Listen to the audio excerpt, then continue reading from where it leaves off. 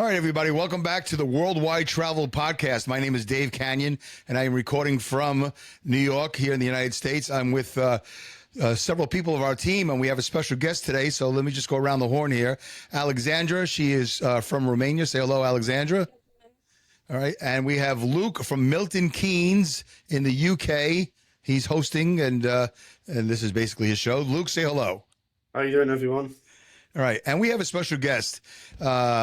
I'm going to say special, and we have an expert. We had a situation here in New York City just the other day. We had a family that was visiting on vacation, as we talk about all the time here in Worldwide Travel, traveling all over the world. We've all just disclosed different locations we've been at, and one of the things that we want to discuss is risk.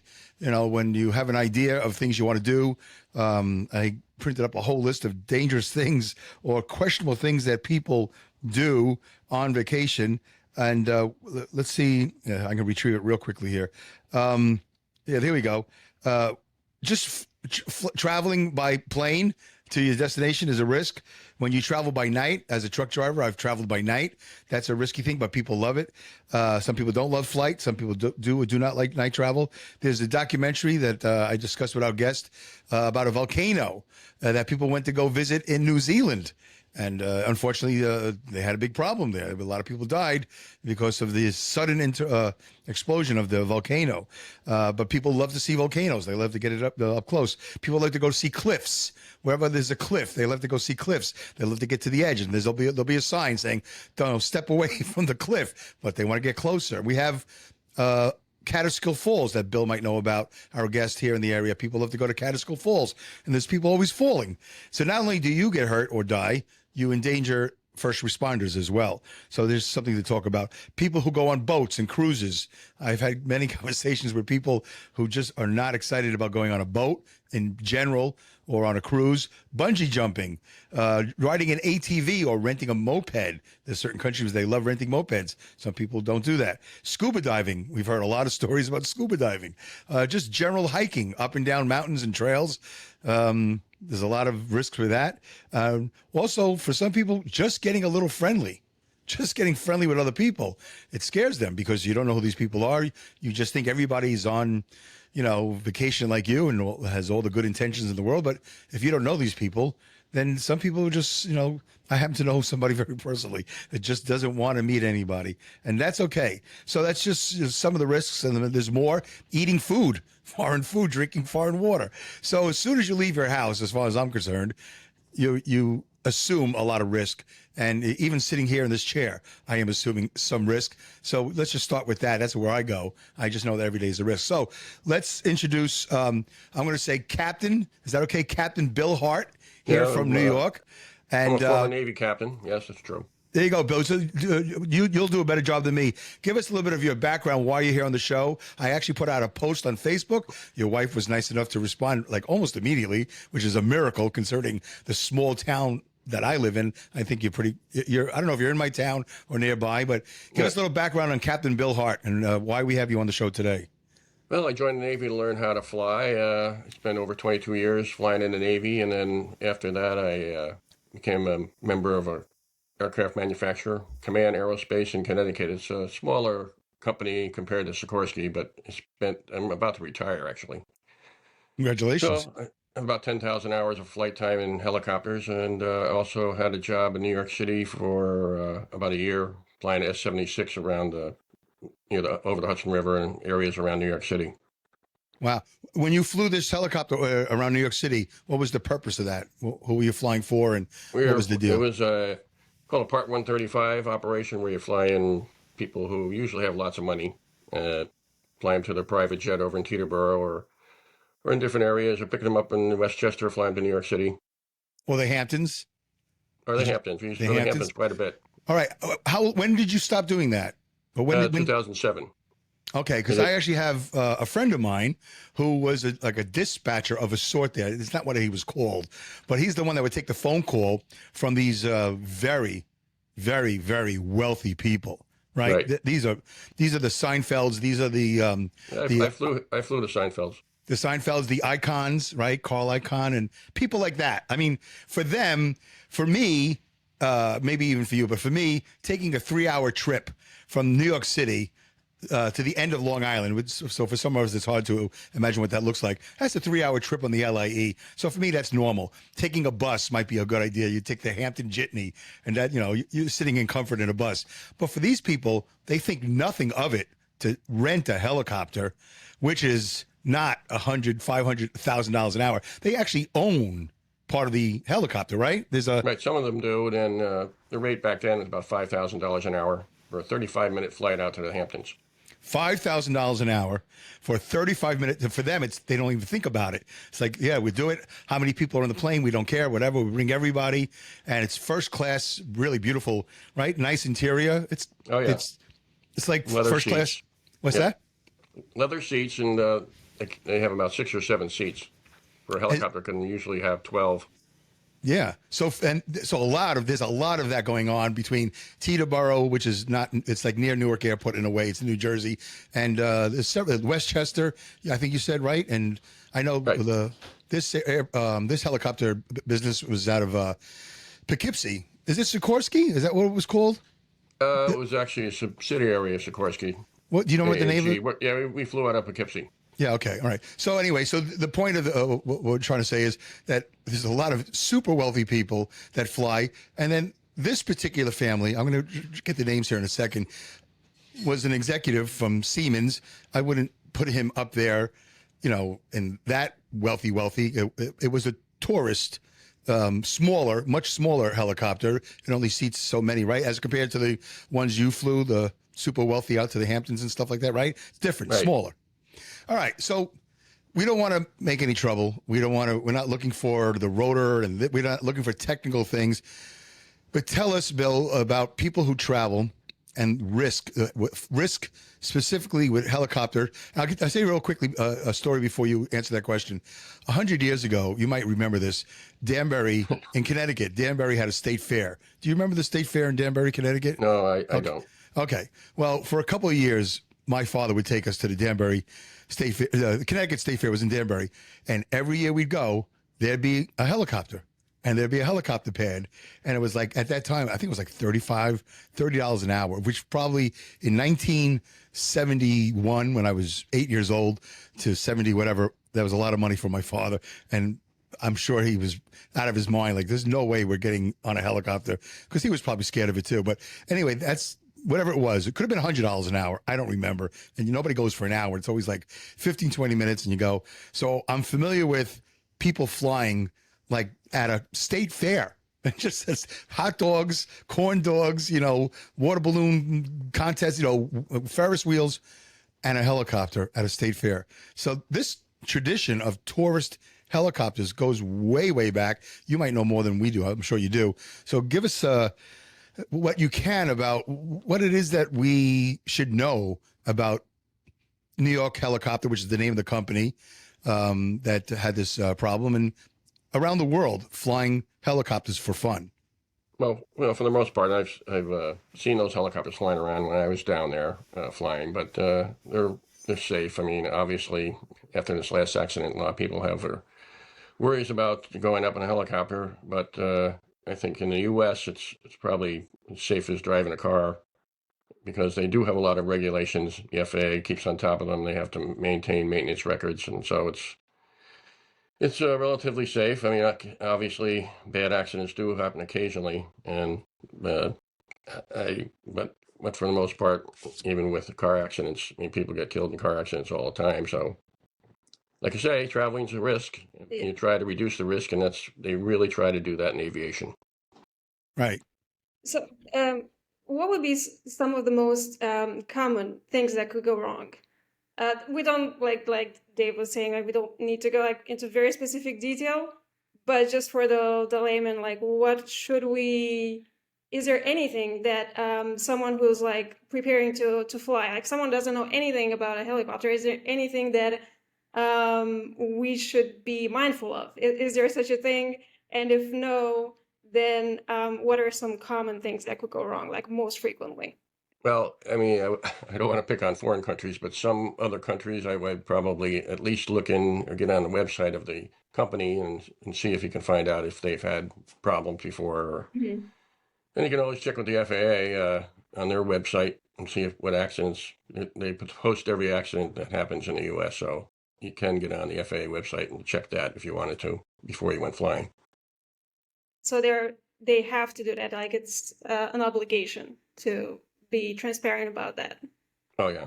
Okay. And after this accident, that company will be investigated quite a bit. They'll look into everything, how the pilot was doing, how the maintenance records are. So they'll find out what happened probably.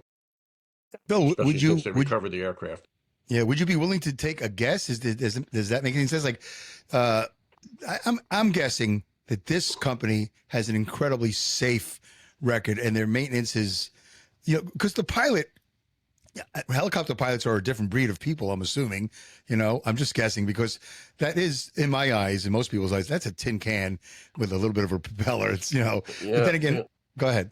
There are a lot of moving parts compared to an airplane. But Right. I mean, if you lose the engine on the helicopter, you can want to rotate and land it, no problem. So, especially the smaller helicopters. So we used to do that at my company. So we'd be flying along, we cut the throttle to idle, and land the helicopter, no problem.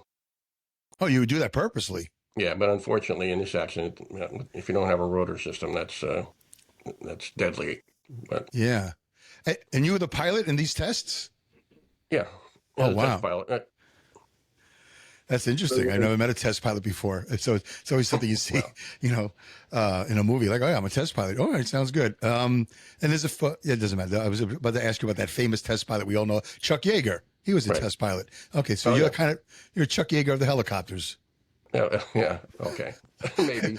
You're modest. You're being modest. I mean, listen, I drive a truck. I wouldn't want somebody to say, Dave, go down the thruway, 65, 70 miles an hour, and we're just going to cut the power and just see what happens. I'm not interested in that. A self-driving truck, right? Yeah, there's also autonomous. That's the end of my career right there, hopefully. All right. Hey, Luke, any thoughts about this?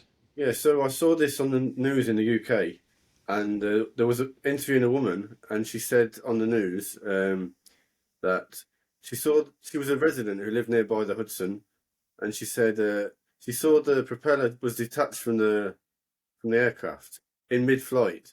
I don't know if that's possible, or this one was just a moron, but well, from what I understand, I mean, obviously I saw the aircraft falling into the river without a rotor system and the rotor blades coming down. Shortly thereafter, there was a person that said they may have lost a tail rotor first, but I haven't seen any evidence of that. All right.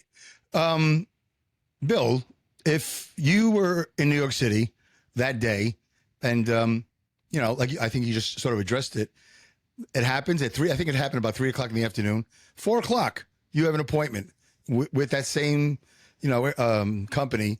Would you go up? Or would you say, maybe not? When that happens, they shut down all operations. Right. So the answer to that would be no. No, right. I get it. Obviously, it couldn't. Do you think they're flying today? Do you think they're back flying today, or you think they're done until they investigate? The problem when you have an accident, especially this serious, most likely the companies might go out of business because, and when we flew people, especially rich people around, each pilot had to be checked by a secondary company, check his safety record, and then we knew that if we had an accident, we'd probably lose all our customers. So we were very safety conscious. Yeah, confidence would be very low. I mean, the average human being, but those types of people, the people that can really afford it, I don't know how much that guy paid, whether it was a company expense or he just wrote the check. I don't know how much those helicopters cost for that tour. But the average Joe and Dave, I'm going to say this is my favorite number. 99% of the world never, ever will fly in a helicopter. I think that's a safe number, right? It's 99%. I don't know if it's that high. I know some people that won't, but. Yeah, but I'm saying that will never have the affordability, never have the opportunity, because you're either military, right, to fly, or you're incredibly wealthy, like the Seinfelds or the Icons or the Buffetts and the, all those high, super, super wealthy. You really need to have millions to spend thousands. I don't even have thousands to spend hundreds. So, you know, I go to the ice cream store, I get one scoop. That's it. I can't afford 2 or 3 scoops, and it's not good for you anyway. So yeah, it's a very small population. So now the confidence level of those people, that's a small niche audience. Although I will say this, when I go to the seaport, which I don't know if you know about Manhattan, you know, the seaport, you can see that pier where New York helicopter takes off. My wife and I would just, I used to go there to land there too. yeah. So, those helicopters are constantly, like from the moment they open, I don't know, 10 o'clock in the morning. I don't know when they start, but they're constantly up and down, up and down, up and down. And they're all over Manhattan and the Hudson River and the East River. Are they allowed to fly over Manhattan? You can. You have to contact LaGuardia Tower. Really? So they have to have you on radar to go over Manhattan. Wow. So typically they don't because it's so busy. So that's why they fly over the river. That's a VFR corridor. So all you have to do is self-announce your position. Right. Self-announce your position. Right. All right. So chances are, so this disaster was, if it was going to happen, it was going to happen over the water, one way or the other. It wasn't going to happen over the island of Manhattan or Brooklyn or Queens, because you're saying unless they take special, like there's no way they got clearance. I mean, we used to fly over Manhattan if we wanted to show people around, but that's not common. But right. All right. So good chance they're going to go out of business, but if they do, another company's going to show up and just take their spot, because there's a lot of money to be made in helicopter tours. That's what's going to happen probably. Is there any chance that this company would somehow, rename itself or I've heard of that happening, but I don't have any evidence of that happening. Right. But no matter what happens, who is overseeing this whole thing? The NT, what's the initials of this? FAA. The FAA. Yeah. So they have to apply for a certificate to fly people around. Probably a 135 it's called. Mm-hmm. So it's quite rigorous to get that certificate. They check everything, check all your maintenance records, what aircraft you're flying, what's the history of the aircraft. So it's very intense. It's not easy to get. No, I would hope it's difficult. I hope it's not something you get in a pack of bubble gum and or no, that that joke that they always say. I got my license from the bubble gum pack. So the FAA issues this license. So how many helicopters do you think this company had in New York at this time, flying everybody around? You think they had a fleet of 10 or 5? Any way of knowing? Well, there's probably a couple different companies around, so I'm guessing maybe 10 or 12. I don't know. Right. We had about 8 helicopters when I flew with this other company, but right. So they're definitely losing a lot of money, but they're insured. So that insurance must have been incredibly high. You think this insurance company is going to come through? No, they'll come through. Aviation insurance is very expensive now too. It's gone up quite a bit in the last few years. I would imagine my car insurance went up like crazy. No, that's true. And I never crashed into the water. I never killed anybody. But yet my insurance more than doubled. I mean, my wife and I just looked at the bill the other day. It was insane. I don't know if it's like that for the rest of the world, but here in the United States, my insurance went up. Bill, I don't know what else there is because we don't really have the ability to go deep. We don't have the image, the graphics and the imagery. But I would think that you would agree that for the most part, I think you might have already said it, helicopter travel is safe. For the most part, it's 99% safe. Because if you look at the positive amount of time that New York helicopter was flying with no problems, and then we have this one thing, that number is like 1,000,000%. And this is like, what would you say is the percentage of, this took seconds to go down. So you can go on the FAA website and get those percentages. I mean, for commercial aviation, it's very low. You actually safer than driving your car or a train, flying on a commercial jet. Jet. So helicopters are probably a little bit less safe, but comparable to probably a car. Would you say less safe because it's less hours? Like it's a matter of numbers, isn't it? It's just kind of a matter of. Yeah, it's a matter of numbers because airlines fly so many people. Right. That's because every time a plane, whatever, they always say, well, we just lost 300 people, but guess what? Still the safest mode of travel because the numbers will always, because they fly so many thousands and hundreds of thousands of millions of people. So one plane over the Atlantic Ocean doesn't really affect anything as far as the numbers go. but you can't tell that to the 300 people and their friends and family because, you know, they lost their closest. So, yeah, so we'll see what happens. And but going around the world, I don't know any other. Is there a country that's known? That's a good question because we're worldwide travel. Is there a country that's known for like don't fly those helicopters? These Russia. people, Russia, You know, I wouldn't even fly in a commercial aircraft. really? Really? Yeah, they've had a bad reputation for years. The country of Russia The whole country Has of a- Russia. has a bad reputation for helicopter and Even commercial airlines. why do you think that is? I'm not sure to tell the truth, but I've heard.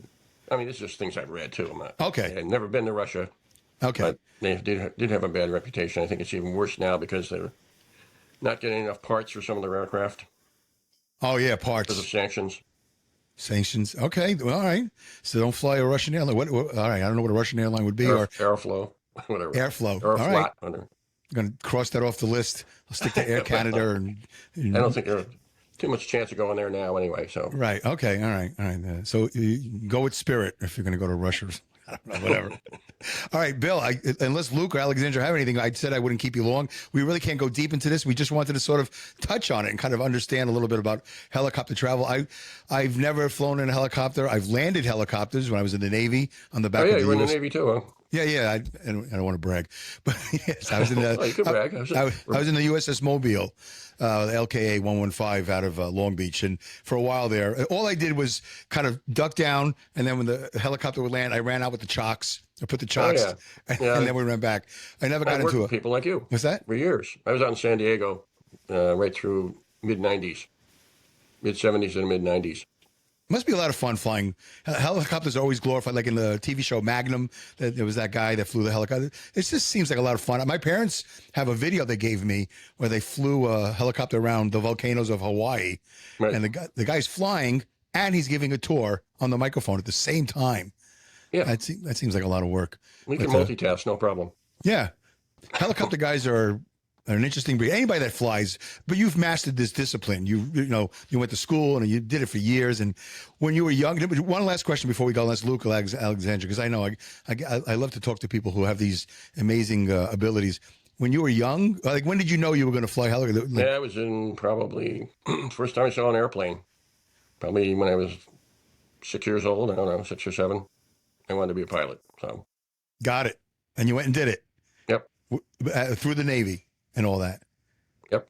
Yeah, good for you, man. Really That's enjoyed fantastic. it, and I been doing it for almost 50 years.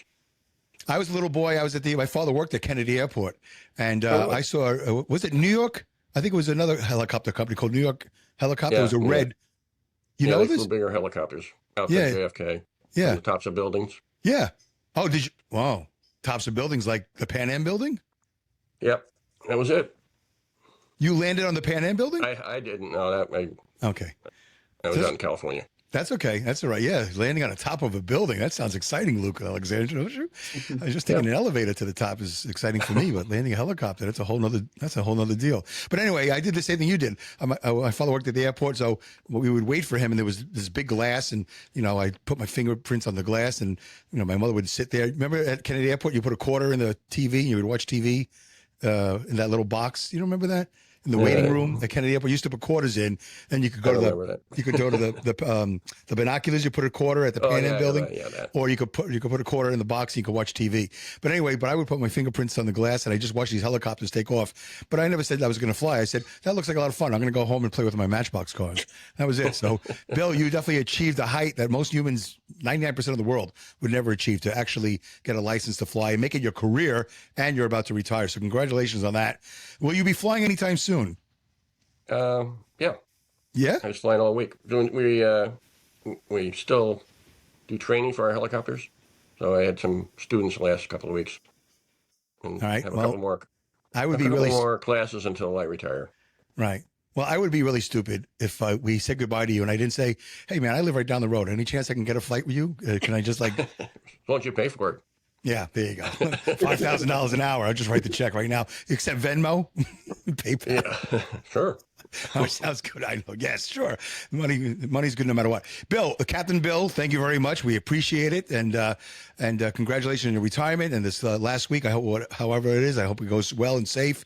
And thank you to your wife for seeing the post and responding.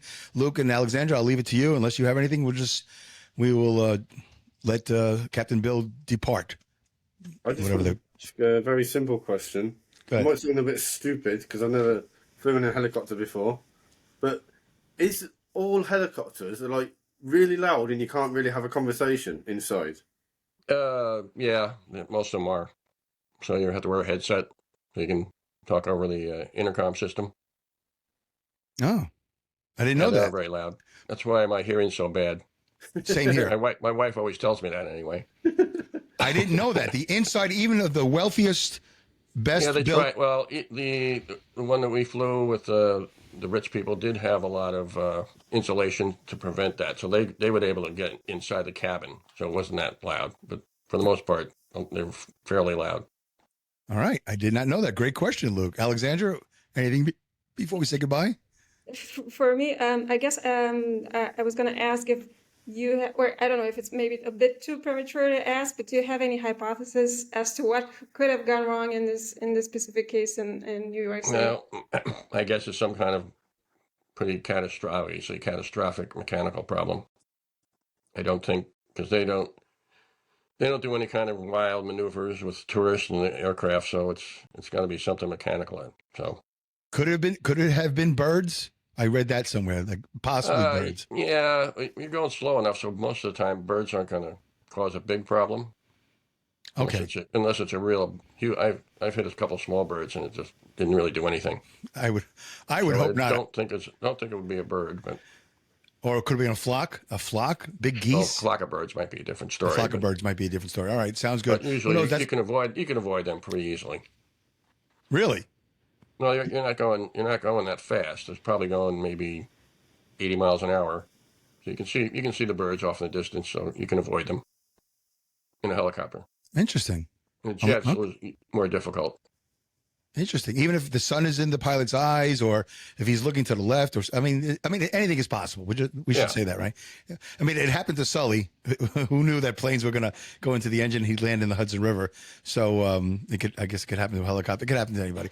I've hit birds with my truck, but it didn't stop me one bit. So okay, all right. But I would like to think that a helicopter would take birds and make it into chicken salad or something like that.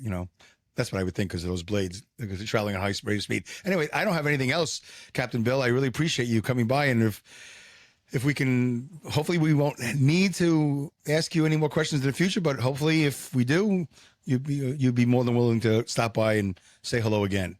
Oh, definitely. Sounds great. Great job, Captain Bill. All right, All Luke, right. that's it. Thank you, Captain Bill.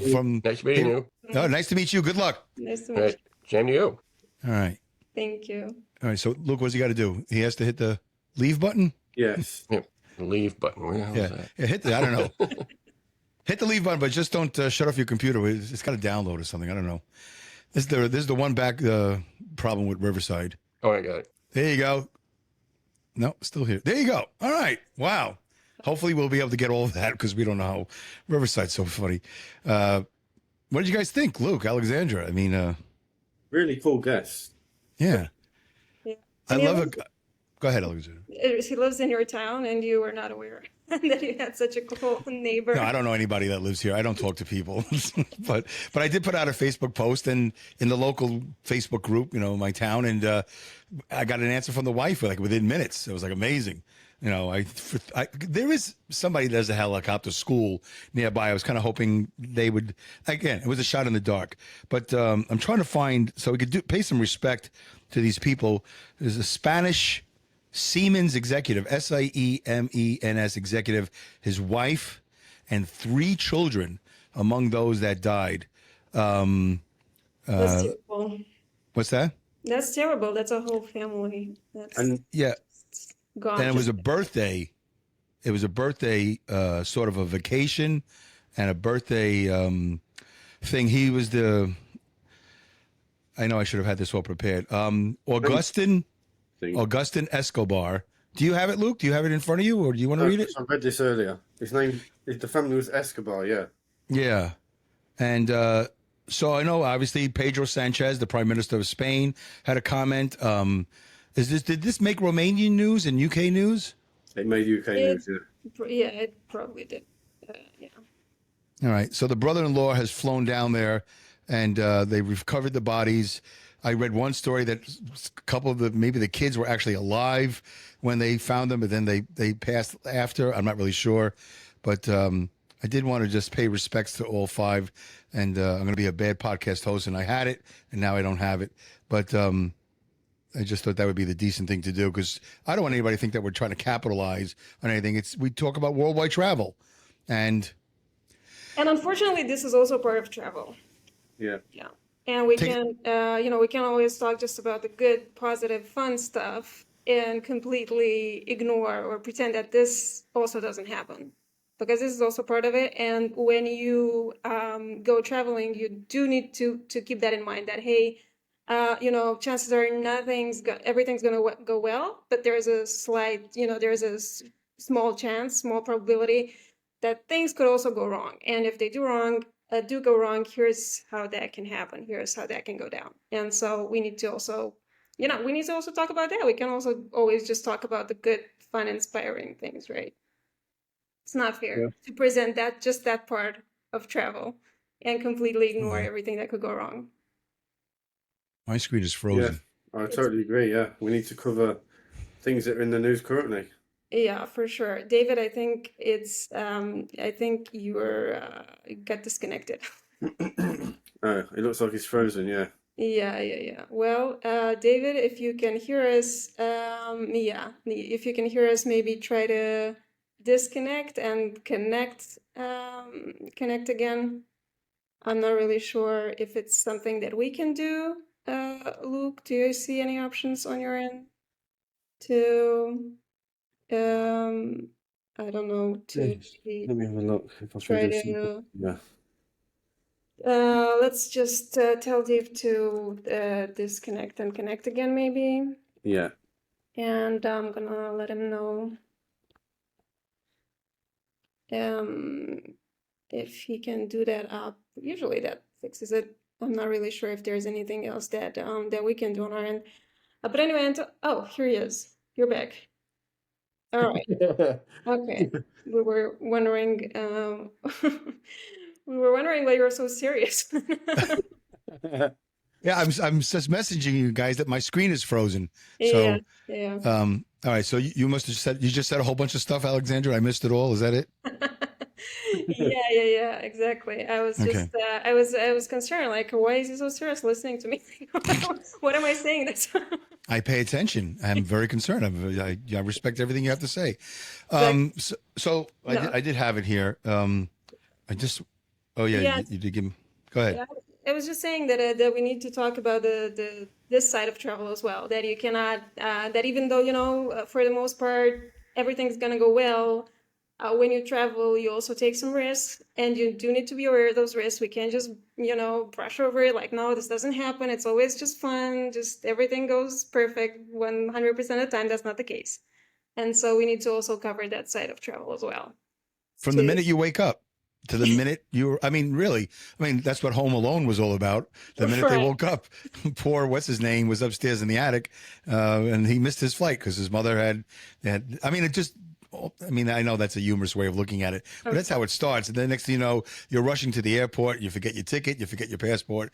You forget, your son, whatever. And then, long-term parking, and then, you rush, and, it's one thing. Those, the food could be bad on an airplane. You can get sick. I had a plane once where there was condensation. I took a cheap plane. I don't want to say the name of it. It doesn't matter. But I took a cheap flight as opposed to JetBlue, and there was condensation on the ceiling, and everything was fine. I could see it. It was like you could see. And all of a sudden, as soon as the plane took off, all the water came down and just landed on me and a whole bunch of people. It was like, wow. I mean, I saved a lot of money, but we took a little bit of a shower, and I don't remember they gave us towels, but it was but that's humorous stuff. But all this other stuff I mentioned, we'll get into. Let's talk about that. But real quickly, the victims were identified as Augustin Escobar. He's the father and husband, executive of technology company Siemens. His wife, Mercy Camprubi, Camprubi, Camprubi. They were celebrating her 40th birthday. So we're still young. It doesn't matter the age, but 40 is young. There are 3 children, 10-year-old, 8-year-old, and a 4-year-old. I'm amazed that you can actually bring a 4-year-old on a helicopter. So, I mean, the middle child was going to celebrate their 9th birthday on Friday. So there you go. We just try to pay a little respect. We're not trying to exploit this. It's just Worldwide Travel talks about all different things, and it's a horrible situation. And listen, to a certain extent, I hope you guys understand how I'm going to say this. It's almost a good thing that they all passed, because if you could imagine if just the father survived, or just the daughter, if any one or two, so they're all together, and hopefully it went quickly. And I'm sure it was scary, of course. You know, nobody knew what was happening, and that thing was spinning, and then it crashed. I don't even know what rate of speed it hit the water. I saw the video of it a couple of times, and it's been all over the news. So it spurred me to reach out to find Captain Bill and to mention it to you guys. And so Alexandra, you said it well. You said it great. Luke, anything you want to add to that? Not really. Just it's just tragic, like you said. Yeah, there's nothing really. Yeah, what can you even say about it, right? I mean, it's a tragedy, regardless how you want to look at it. It's absolutely terrible tragedy. It would be interesting to see how it affects helicopter tourism in the world. Here's the thing. I think like this, you know, maybe short term there will be like people will be a little bit more reluctant to engage in that kind of activity, but that doesn't last, right? I mean, after a while you kind of forget that it happened, and you go back into thinking like, it's not going to happen to me. And for the most part, you're going to be right to think it's not going to happen to you. Like, chances are it's not going to happen to you.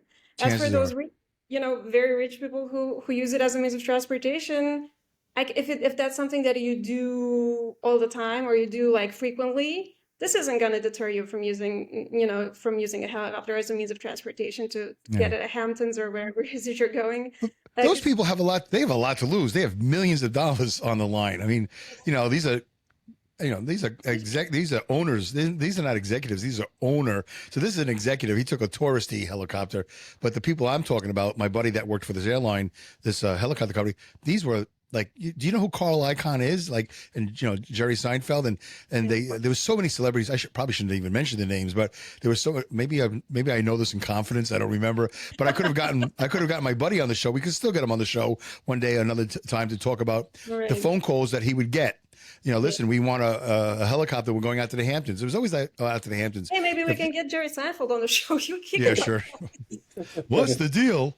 No, but I know he's spoken. My buddy had spoken to his people, and if there was any fog where they were landing, they wouldn't take off, and these people would get very upset because now you got to take a limo.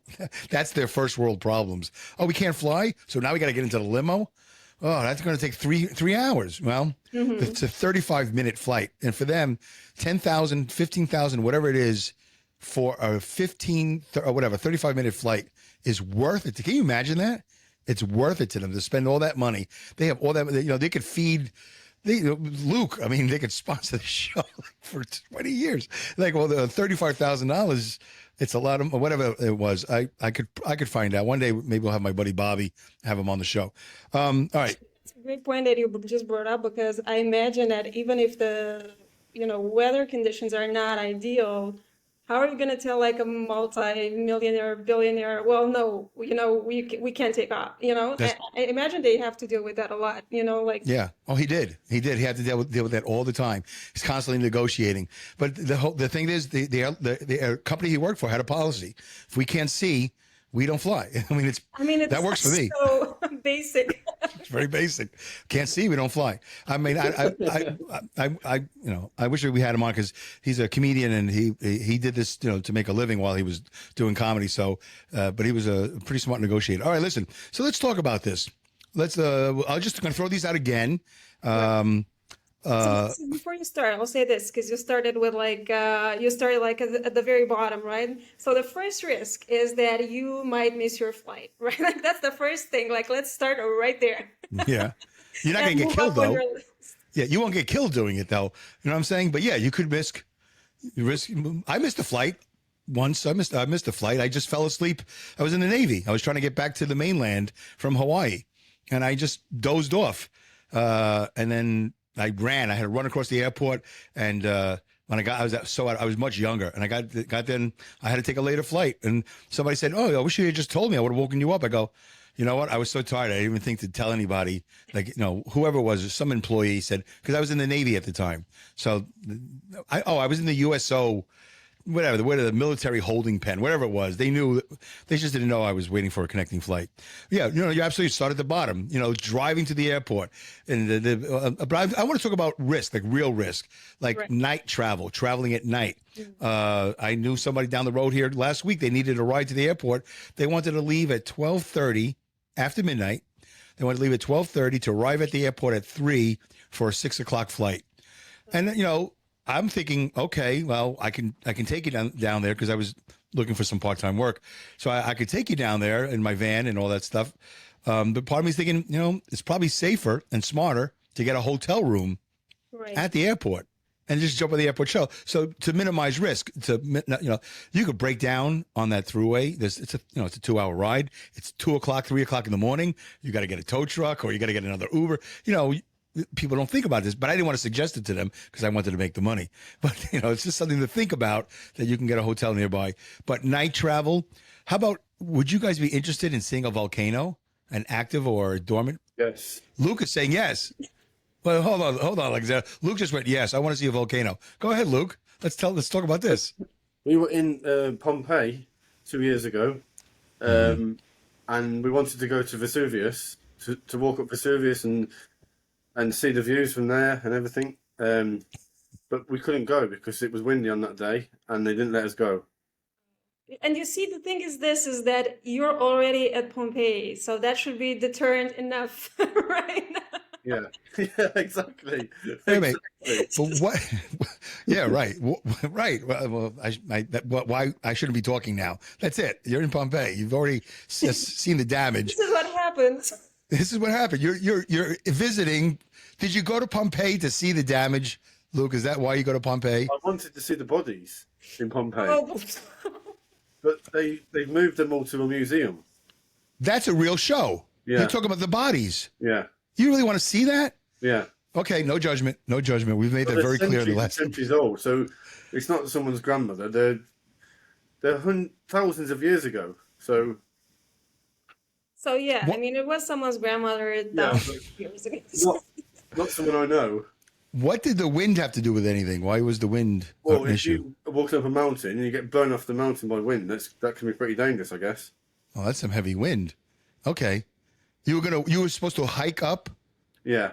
to see this volcano that destroyed this area. This I don't is think it's erupted for a long time, though. For hundreds of years, I think. Yeah. right.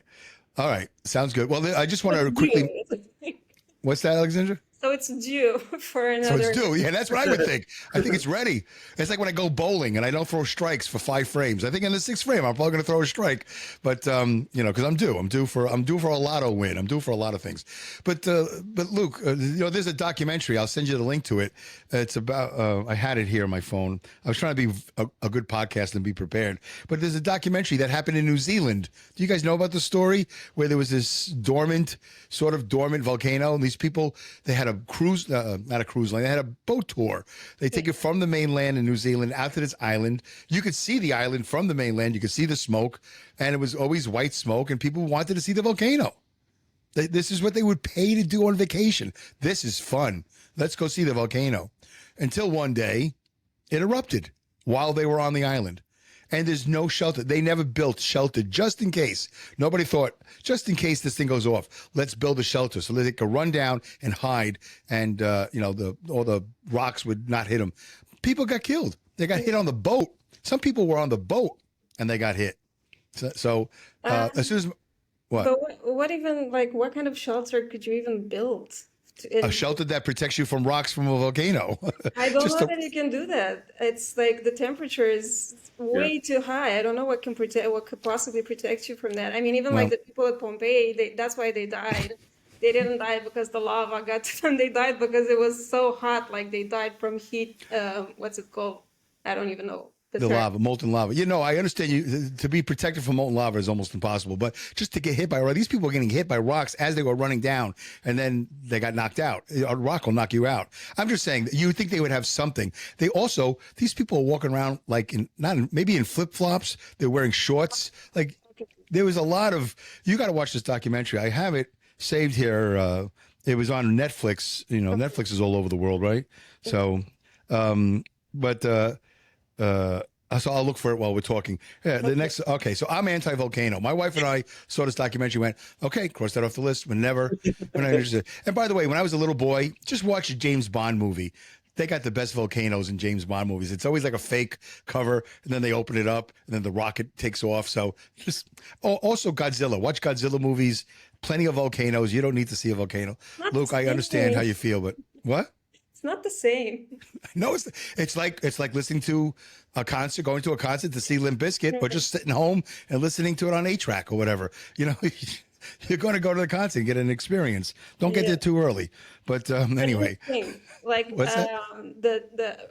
I don't care where you're going, like what you're going to visit, what you're going to see. Is it a volcano? Is it just a regular hike? Don't go in flip-flops and shorts. Like if you're going up a mountain, if you're going hiking just in general, don't go in flip-flops and shorts. Like it doesn't matter. I don't care. It's 100 degrees outside. It doesn't matter. Just wear appropriate, equipment. So hiking boots, no short. What? What is that? I mean, that is even more upsetting than the fact that I mean, if I understand wanting to go to see a volcano, I want to do that too. I know all of the risks and everything, but even knowing that, I still have a curiosity, like, what's that right? Like? But don't do it in flip flops and no. Well, you're using common sense, Alexandra. That's your number one problem right there. You're using common sense. No, I agree. But here, the name of the documentary is called The Volcano, and then I think Rescue from Wakati. So it claimed 22 lives, and people survived it. And some of these people are really damaged. I mean, they're burnt, they're hurt. And the boat business, it became a whole New Zealand, which is a beautiful island, right? New Zealand, beautiful country. It's peaceful. Everybody wants to go to New Zealand or live there or whatever. And yet this was very controversial because there was some irresponsible handling of a lot of different things going on. And it's interesting. So we're just discussing different things. What about seeing a cliff? Would you go to a cliff? Do you feel like when you see a cliff, do you want to get closer and closer? Are you the type of people that I want to see over the edge? I have done that several times. It's like, to me, it's not a big deal. Like I like to do that. Obviously, I'm not gonna go if I am going to go near the edge, I'm not gonna be standing near the edge. I'm just gonna be I'm gonna be crawling near the edge. When you see a sign, Alexandra, that says "Do not cross this line," cross this line at your own risk, or whatever it says, do you disregard it, or? I just didn't see one of those signs. Okay. All right. Had I seen it, I would have respected whatever it said. Right. But are we all three aware that there are YouTube videos, TikToks, or Instagrams of people who want to get that picture, that selfie, get closer, and before you know it, they're gone. They're over the edge. Are these real, or this is folklore, right? These are real videos, real situations, right? I'm sure it happens. I'm sure. Yeah. Okay. Yeah. But I wouldn't do it. I wouldn't go near the edge. Like I said, first of all, I wouldn't go standing, and I wouldn't go, to do a funny pose to make it seem like I'm falling or something. Right. But I have crawled near the edge. Right. I think that going to the edge of a cliff is not worth the hassle, because what are you going to see? You're going to see the sea, right? You're going to see the sea, yeah. Usually. Yeah, so you can see the sea from any angle, from the beach. You don't need to go to the cliff to see it. But what are you going to see at the top of a volcano? Do you want to see molten lava? Do you want to look down and go, oh, look, it looks like tomato sauce. I hope it doesn't erupt. I've never been to a volcano, so I want to see what it is. But Don't you do know? I know because of books, but I haven't touched it. I haven't been there and Yeah. experienced it myself. Yeah. think- See, I think you could. I think you can make the same argument for volcanoes as you can for cliffs. No, but it's okay. No judgment. I'm just saying. It's my favorite phrase now on this show. No judgment. All right, let's move on because we have a lot here. Let's do that. How about boats and cruises? And Yeah. we can include ferries if you want to include ferry, whatever. Boats, private boats, it doesn't matter. Boats and cruises. Being on the water, away from land. I'm happy to be on the water, but Nelly has motion sickness. So it's a bit of a risk for Nelly. Got it. Yeah, I love water. I love swimming. I love being near water, on water. I like where I live now in this city. There's no like there is a river, but it's like a very small, tiny thing. And I feel very sad because I do miss living by water because I was born by water, by the Danube, and I miss that a lot. And I always feel like that's, it's like I get my energy from being near water. So I miss that a lot. I love it. I also have motion sickness because sometimes, like when you're at sea, you can't really escape it. And I remember I took this motion sickness pill one time, and I didn't realize that motion sickness pills just get you high as F, and you just sleep the whole time. This is I don't know that to be true. That's the first time I've ever heard that. That's great. Motion sickness medicine makes you high. Go ahead, Luke. I'm sorry. Usually when Nelly feels sick from motion sickness, she eats an apple. So Oh, really? That works? yeah, well, if for her it works because it's some kind of sugar. I don't know. Oh, okay. That's Oh, interesting. yeah. One day we'll get a doctor on here. We'll find out why do people have any sickness at all? Why? I mean, we're all the same human being. Why would one human? I think it's all in the head. I have a buddy. I'm not going to say his name. He'll never see this podcast. But he loves fishing, and he loves boats. Oh, he enjoys fishing. He enjoys boats, and I wanted to take him on a boat that does like not just like a two-person, but like a big boat, 40, 50 guys. We go out and we go out. He said, I'm fine with that, except as soon as we get out too far and I can't see land, that's when he loses his mind. That's when he gets nauseous. If he can see land, he's okay. So we were down there in Brooklyn and we went to the captain, said, hey, how far do you go? He goes, oh, yeah, we go deep. We go fishing for blues or whatever he said we'd fish for. And my buddy said, do you go far enough where you don't see the land anymore? He goes, oh, yeah. And my buddy goes, okay, see you later. Have a good day. And so that's interesting that he likes fishing. He likes boats. He likes water. But as soon as he doesn't see land, we're done. And I was in the Navy for 4 years. I was down underneath the water. I was on top of the water.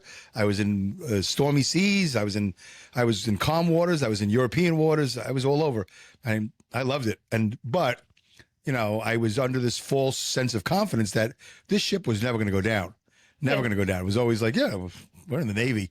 And if we go down, we have other boats. We have smaller boats and we have life rafts. And I'm with people who are prepared to have a problem on the water. I don't know about being on a cruise line, because I don't think they have enough boats for everybody.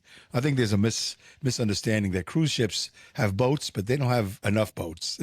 So they anticipate that some people aren't going to make it. It's built into the price. Not everybody's going on the other boats. I think that's true. One day, maybe we'll interview a cruise expert. We'll say, hey, I noticed that your boat has boats around the edge, those orange boats. That's not enough for everybody, is it? Oh, no. They'll tell you, no, that's not enough for everybody. Yeah. Well, then how do you decide? It's built into the price, right? Like, that's what first class means. It's like, this is the ticket where you're going to make it. And this is like second.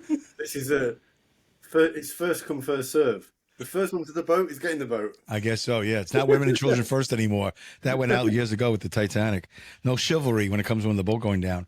Okay, so yeah, I don't have a problem. I don't want to go on a cruise because of other reasons, because people constantly getting sick. We always hear about those viruses, not the COVID, but, some boats, they say they disinfect them, and then all of a sudden you hear a story that 200 people had diarrhea or whatever, Oh, okay. Yeah, have you heard those? Sorry. Have you heard those stories, Alexandra? You hear stories like that all the time when it comes to travel. I don't think that I paid attention if it was specifically about a cruise, but I did take a cruise ship to travel from Italy to Greece. Just because I wanted to see what that's like. Was that a river cruise or ocean It's cruise? like it goes through the Mediterranean Sea. Okay, It travels from Italy to Greece right. on the sea, and it wasn't. I mean, it was fine, but it's kind of boring to be honest. Like you don't have a lot of entertainment. You can just, internet is very expensive. Wow. Yeah, I think drinking is like the number one thing on cruises. Drinking, yeah. There's Yeah, okay. drinking and socializing, I suppose, with other guests, and that's about it. Okay. Yeah. But you say you like the water, but being in the deep ocean, that doesn't concern you. I've been in a deep ocean. I've never been, so I don't know. Like I Okay. should try it first before I decide. But I have heard stories, from people that I have friends who did work, for like extended periods of time on cruise ships, and they did tell me some stories. Okay. And Let's get them on the I show. don't, yeah. I don't know if I mean obviously the things that I've heard from them, they're not going to happen all the time, but they did tell me like there's violence, the storms at sea, and aside from guest issues, right? Because it's like those big Yeah. cruises, obviously you're going to deal with a lot of people. I like to interview somebody about rogue waves. Have you heard of rogue waves? ROGUE, rogue waves. That's a thing. Like that's the thing out in the ocean. Like all of a sudden, out of the blue, this wave. Well, it's not related to a tsunami. It's just a wave, and it's a rogue wave. So apparently, that's the thing. One day we'll have a cruise person on, and we'll find out. Okay, let's move. Let's move. Go ahead, Luke. I have another problem with cruises as well. Okay. So I've seen cruises that like go to 5-6 countries, for example, which really appeals to me. But the problem is, you're in one country for like half a day or a day. It's just not enough. Oh, the excursions. But I want to see as many countries as I can. But I want to experience that country properly, not for one day. Right. Yeah. Yeah. That's why you don't take a cruise. You just go on your own. Yeah, yeah. But I just want us to focus more on risks, on life risks. I think that's. Go ahead. What about that submarine that went to the bottom of the sea? Yeah. That is something I would never do. That's idiotic. That is idiotic. Why is it idiotic? Why do you think it's idiotic? I don't disagree, but I'm just curious. Them kind of small submarine things that have actually been tested or they're actually fit for purpose. They're just new and they thought, I have a lot of money. Let's go to the bottom of the sea. The thing is, with everything else, I mean, not with everything else, but like with a regular vessel, you have some sort of safety thing. Like if things go wrong, you can take this other boat, whatever. But I don't know whether that's possible with a submarine, whether anything is possible. Like, and the thing is that if something goes wrong, it's the frightening thing for me is that you just have to sit there and wait to die, and it's gonna be slow. You're gonna suffocate to death. You're gonna die, and you're just there waiting, and that's because even with a plane, plane falls out of the sky, good night. But with a submarine, you're just waiting to die. Right. About this vessel, it was a very small vessel, like the size of a car, and they went right to the bottom of the ocean, and it just compressed because of the pressure, compressed into the size of a Coca-Cola can. It's just why did you do that? Well, they have the money. That's one, and they're adventurous. So there was a father and son, and this last one was a father and son. Yes. And boy, I wish my dad was that adventurous. My father, he didn't want to do anything. So, but I would appreciate not dying with him. But it would be great if my father had just suggested it. Hey, you want to go on a dangerous mission? I'd be like, yeah. What do you want to do? Let's go down. Happen. It's like It would never happen. No. Sorry, Dave. As we discussed, then people with a lot of money, they want to go to the bottom of the ocean. I would visit every country in the world before going to the bottom of the ocean. Right. Make this the last thing. Yeah. The very last thing. Right. I'd probably go to the moon before the bottom of the ocean. That makes me well, I don't know. See, I don't know. It all depends. But that makes me think of something. I hope I remember. Let me just share with you my experience, because I was in the Navy and I was on the USS Dallas, and I was a submarine, and we went down 600 feet, 700 feet underneath the water. We were down for weeks at a time, and we would make our own air, or we filter our own air. Sometimes we would come up and the periscope would just like stick up and get a little air, and then we get some radio transmission and we go back down. But there was a time when I was on the Dallas and we lost power. That we had a failure. Something happened. And by the way, it's a nuclear submarine. It's not a diesel. So I have two stories to tell you. So I'm in the command center, whatever, and we have a helmsman, and we have one guy goes up and down, and one guy goes left and right. There's two guys steering the ship. It takes two guys, and then there's an officer of the deck, and there's a chief. There's like radar people. There's quartermasters plotting courses, and then we have the people in the torpedo room. Everybody's battle ready. We lost engine. We lost power. We started going down, and there's a gauge right in front of you, like a car, like a speedometer. But it was a deepometer, whatever you want. I don't know what the word is, feathometer, whatever. And it's like 610, 615, 600, and we were going down. You could feel it. We were going down slowly, but we were going down. And as you're going down, you can hear the metal coming in. The pressure was getting deeper. You can hear it. Nobody had cell phones, so nobody's recording it. But it was like, this is I joined the Navy in 1983, so this is 1984, 84, 85. And it's so 40 years ago. I still remember this, 41 years ago. And you can and all the cabinets, like metal cabinets, and you can just hear metal like, oh my God. Oh no. Yeah, like, oh no. So we got down to 700. I don't remember. So let's just say we normally were at 600 feet. We got down to like 700 feet, but we were on the phone with the engine room. The engine room wasn't, and people are scrambling. This is like 2:00 in the morning. People are scrambling, trying to fix things. They had to wake up the captain. They woke up the captain. He comes in there, and he, tall guy, thin, red hair, nice guy. And he's like this. He's like, waking up, and he's in charge of the ship. And he said, all right, I want. He got somebody. I forgot how they did it, but they have a thing called the chicken switches. They have these two switches, and you pull them, and then it empties out the ballast tanks, because the ballast tanks have water. And if you empty out the ballast tanks, then the submarine will just shoot up and it'll breach. It'll just go right, like in the movies, like it's really dangerous to do that. You don't want to go from 700 feet, 800 feet, and it's not good for anybody. And I don't know what would have happened, but we did have a guy ready to pull the switch. And luckily, I don't remember, this could have been 5 minutes. This could have been 10 minutes. I really don't remember, because I really didn't realize how young and dumb I was, how dangerous this was. We were close, I guess. I'm not, it's not a brag. And then, so whatever happened, they fixed the engine, and then we leveled off, and then he went back to sleep, and we all went, holy crap. That was pretty amazing. That being said, on my other ship, on the USS Sunbird, that was a submarine rescue ship. When I got off the Dallas, I went on this USS Sunbird. The Mobile was the LKA 115, ASR 15. It doesn't matter. Auxiliary Submarine Rescue, ASR 15. This boat was made like in World War II time. This is like an old boat. And when I got assigned to it, I said, "Oh, submarine rescue. That sounds like fun. We go around and we rescue submarines." And the guy said, "No, it's impossible." You just recover the bodies. Is what you do. It'll recover the remains of a submarine, but it's not rescue. It's just the way they say it, a submarine rescue.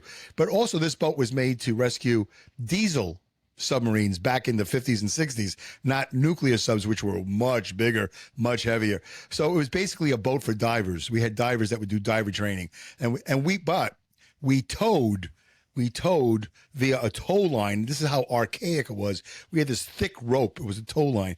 We towed something called the NR-1, Navy Research 1.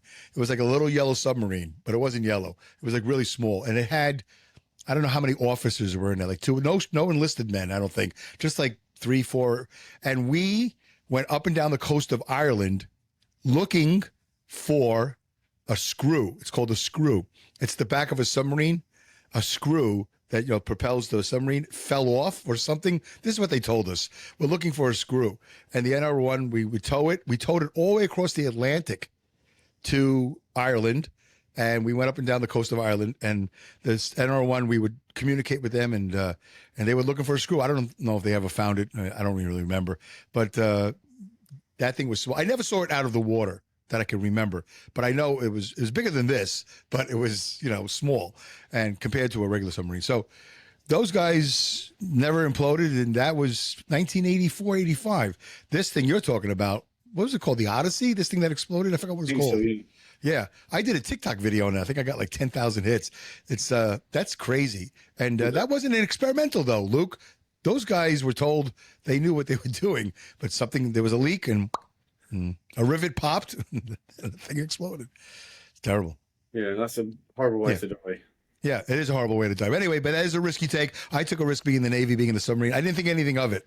See, that's why I don't get too angry at these people, and I don't say it's stupid because it's everything is stupid. We know. I think we might have discussed that once. Everything is stupid. This podcast is stupid. Watching F1 is stupid. Everything we do is stupid. Going to a concert, it's stupid. Getting there very early is also not too bright. Anyway, sorry. I'm sorry. All right. No judgment. It's like no judgment. No judgment. Bungee jumping. No. No, this one I don't get it. I wouldn't do it. But I wouldn't do it because I don't get it. Like I don't get the thrill. That same with the parachute. You're not a thrill seeker, Alexandra. You're not a thrill seeker. Not really, no. No. I wouldn't say that I am. No. That's what I'm getting from you. You just are not into. I mean, when you were hitchhiking as a young person to wherever you went, that was for you. That wasn't even thrilling. That was like, yeah, I'm going. Yeah. I need transportation. Exactly. For you, it was common sense. It was just I need transportation. It wasn't thrill seeking. No, it's like some things that I'm curious to see what it's like going near the edge of a cliff. I just want to kind of see what's on the other side. But it's not. Right. But I'm not thrill seeking. No, I wouldn't like. I don't see the thrill with like skydiving, bungee jumping. That was the other thing. Yeah, skydiving. Yeah, let's throw that in the mix. Skydiving. I flip flop on skydiving all the time. I want to, and then something happens. I go, oh, forget about that. We're done with that. And like you say, Alexandra, we have several skydiving opportunities in my area. And I'm too heavy, by the way, for skydiving right now. That's an honest truth. You have to be less than 250 pounds. But thank God. I'm glad there's a weight limit. I'm glad it can't be anybody.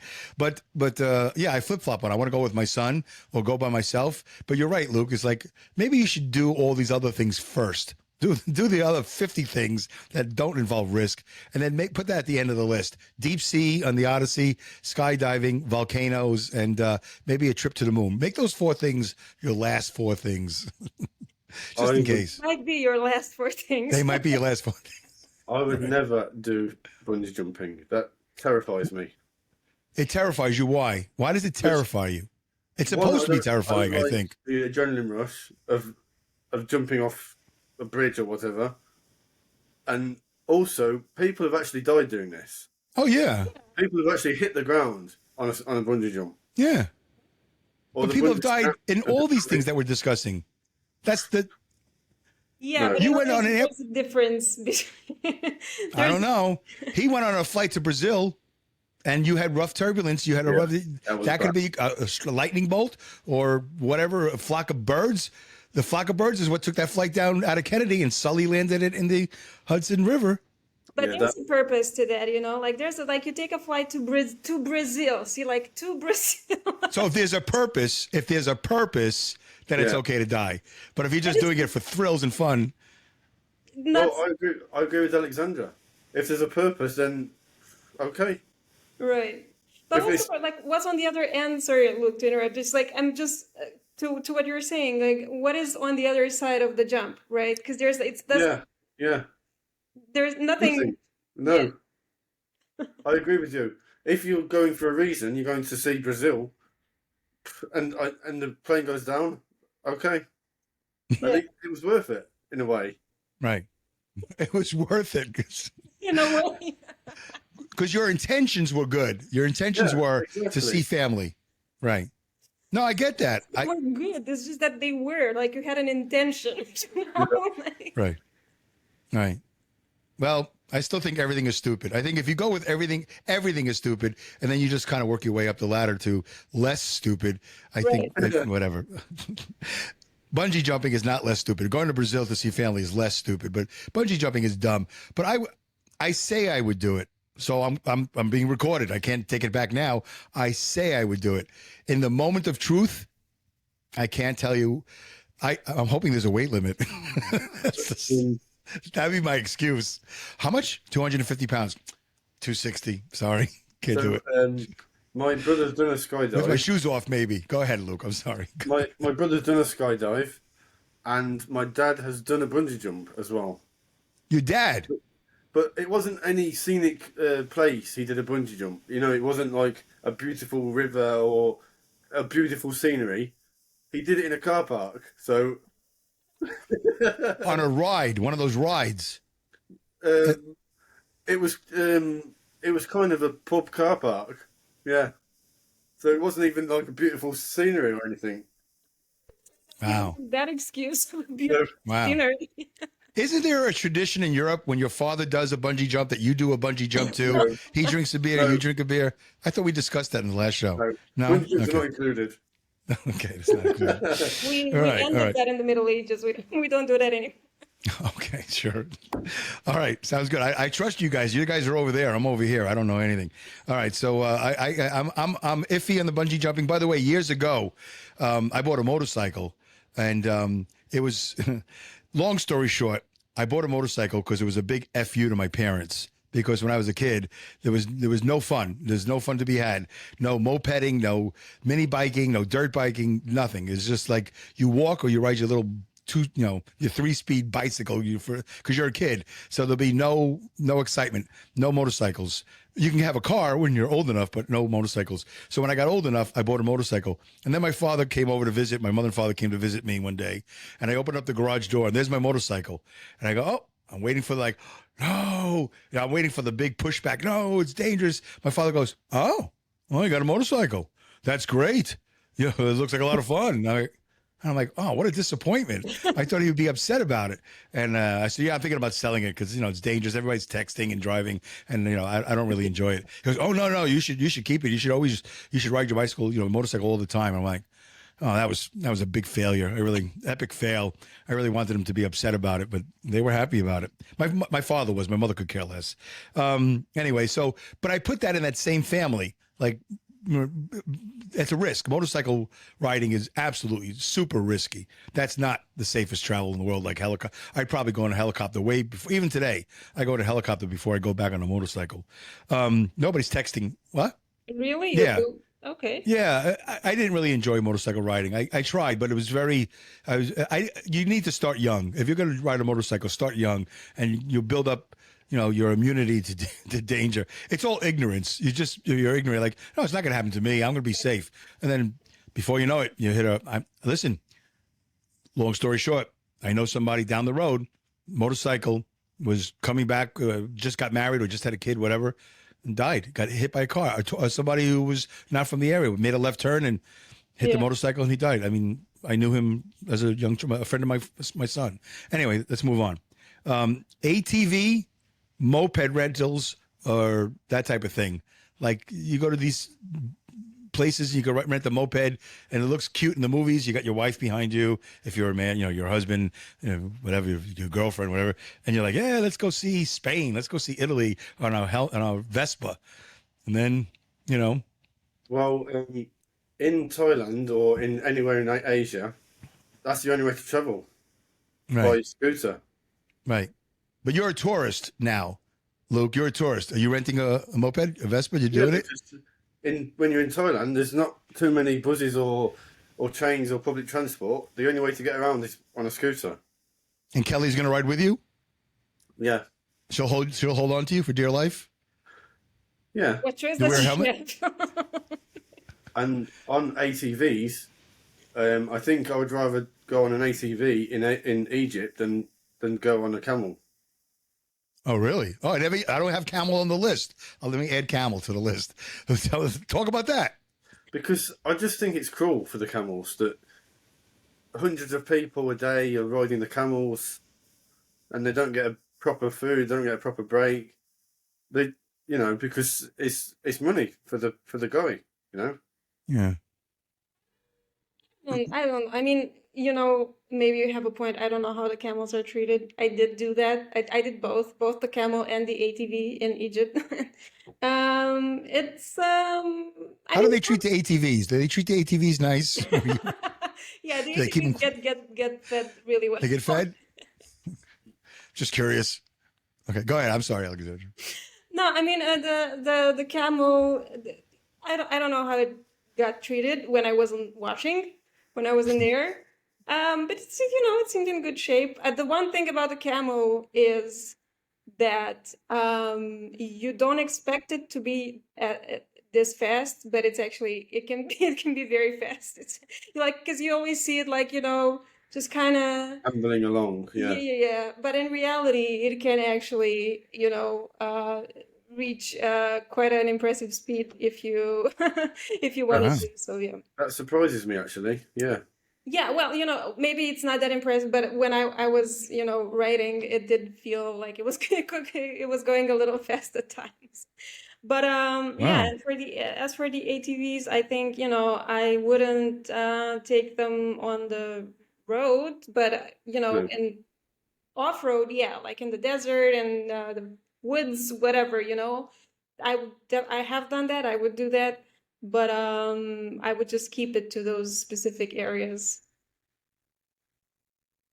When it comes to so see with it, Luke, camels, that's their purpose, right? I mean, I don't want to get religious, but I'm just guessing God made camels and put camels on the earth to carry like donkeys. Like donkeys are meant to do work. Or is that just man I putting that think it's man because man just takes everything for their advantage, I think in when Jesus was a boy, I don't think camels did this job, what? Like, When Jesus was a boy, I we don't need a think quote for camels were- TikTok. Go ahead. Let's take one. Go. when What? Jesus was a boy, I don't think camels were carrying him to church or whatever. Jesus didn't need a camel. He was just like, make it happen, right? Didn't he just would say it? And Or the disciples then. I don't think they were carried the three wise men or the disciples around. I don't know. okay. I think man takes what they want and then throws the rest in the bin. I think you're right. Vitko. You're right, but let's just go with it. Okay. I think there's a movie called Hidalgo, Hidalgo, 2004, with Vito Morganson, and it's all about in 1890, a down and out cowboy and his horse traveled to Arabia to compete in a deadly cross desert horse race. I thought it was a camel race, but it's a horse race. Vito Morganson, one of my favorite actors. So if you want to see something about racing horses in the desert, which I didn't know they did, but apparently maybe it's a true story. But in New York City, Luke, listen, I hear you, man. You're a protector of animals. I love it. It's great. You don't want to see them abused. I don't want to see them abused either. But I think camels, like you just give them a little sip of water and they're good for a couple of days because everything's in the hump, right? Don't they store everything in the hump? That's what I was I think told. they don't need to drink as much as other animals. Yeah. Yeah, they probably get treated fine. What do they need? What does a camel need? I don't know if a camel needs a lot. In New York City, here's talking about stupid. This is one of the dumbest things they do in New York, and now it's more controversial because they had a situation where a horse really collapsed in the heat in the summer by Central Park. If you go to Central Park in Manhattan, you won't see this in Queens. You won't see it in Brooklyn. You won't see it in the Bronx. You won't see it anywhere else. You'll only see this in Manhattan. They have a thing called a hansom. I don't know if it's with a D. It's a hansom or whatever it's called. Hansom carriage, where you ride in a carriage. Oh, And yeah. with the horse, I don't know what it's called, but it's like you pay a lot of money, and it stinks like hell because the horse is disgusting like What fart. it does. I mean, It does what it does, and it's supposed to be romantic. It's very expensive, and I think that's one of the biggest mistakes that a guy will do. Like, oh, I'll show my girlfriend. It's going to be a great date. Going to take him for a ride in the handsome carriage. And next thing you know, you're out there. And the guy gives you a blanket. He has the top hat on. He looks like he's from the 19th century, whatever. Maybe he talks with an accent. He might be Irish. I don't know. It's a whole get up. It's not real. And, but people are up in arms. The animal lovers are like, these horses are mistreated. They shouldn't be out there in the heat. and they had a horse that passed out once, and it was on the news. Everybody's with the cameras, and it was, they were tugging like, "Wake up, horse!" And somebody says, "Just throw water on it," like it was hot. So I'm 50-50 on horseback riding, camelback riding, and handsome carriages. I think it's one of the dumbest things in the world. It's not romantic. You want romantic? Take your wife somewhere or your girlfriend somewhere where, it doesn't stink like horse poop, and you don't have to listen to that, the horse sound. Take them to the racetrack. Watch some horse racing. I know in Poland they have a mountain in Poland. Zakopane. It's in Zakopane. They have a tourist path, and they're taking tourists up to the top of the mountain by donkey rides, and these donkeys are working like 23 hours a day. They're really, putting them through the ringer, and they're just working to the death, basically. Yeah. That's wrong. Working to the death is wrong. Maybe they have a rotation of donkeys you didn't know. Maybe there's donkeys in the barn and they just rotate them. I always assume the best. I hear you, man. It's not good. Not good. All right. Scuba diving. Would you ever, how about the risk of scuba diving? They've made movies about people who get abandoned, like in the middle of the water, the boat goes down, they leave them, somehow they miscount or something like that. I know there's a couple open sea. There's a couple movies out there like that. But scuba diving, to have the tank and the dangerous fish that sting you or they don't sting you and all of that. What do you think about scuba diving? Anybody? I can't swim, so that's a no. I thought you learned. I'm learning, but I can't swim. So, do you need to know how to swim if you scuba dive? The whole point of it is the oxygen tank. That's the whole thing. They want you to go down. They want you to scuba. The best scuba divers don't swim. They can just go down. No. I think it would help, though. If you get into trouble, you need to know how to swim. Surely. I don't know. I mean, here's the thing. Like, if you're gonna do that, I guess. it's best to know how to swim. I guess so. I would definitely would. I wouldn't do it like in some weird. I wouldn't go, scuba dive with the sharks, whatever it is that they do. I wouldn't do that, but I would do it. Yeah, of course. With just a regular organized group or something. Yeah, I would. I just love it. Do you have Shark Week where you are? Do you have Shark Week? Is that like a big thing on TV? It used to be, right? I used to be on Discovery like many years ago, right? Shark Week. Yeah. I like the idea of being in a cage. If I could be in a cage scuba diving to see the sharks. But these people that actually go out there, they swim with sharks, and here's my problem with scuba diving. It's not the tank. It's not it's none of that stuff. I don't care. I could care less. So I'm not a thrill seeker, but I'm not a thrill avoider or whatever. I'll do it. Right. Well, I think that's true. I don't go looking for trouble, but if I get into trouble, I go, well, I guess I got to deal with this now. Yeah. So figure it out. But the thing about the water is that it all depends on what movie you're watching. It all depends what show you're watching. Sometimes you're down there, you're like, oh, look at the beautiful coral. Look at the beautiful fish. Oh, look at Emo. Oh, look at the dolphin. And then you look at this other show, like, you got to be careful of the stingray. You got to, it's the fish, but it's a rock, but it's a fish. And if you touch it the wrong way, you piss it off and it just bites your head. Like, I never know, oh, this is poisonous. This is not poison. Like, it's confusing. I'm getting mixed messages about the safety of. I'm not like as a truck driver. I'm not concerned about me. I'm concerned about people driving cars. So if I'm a scuba diving, I don't care about me. I know I'm okay. I'm not going to hurt you, but I don't know these fish. I never seen these fish before, and they always come up with a new species. Oh yeah, this guy just got bit. The guy from Australia. Yeah. Steve Irwin. Yeah. Yeah. I mean, who knows more about not getting killed by a fish than Steve?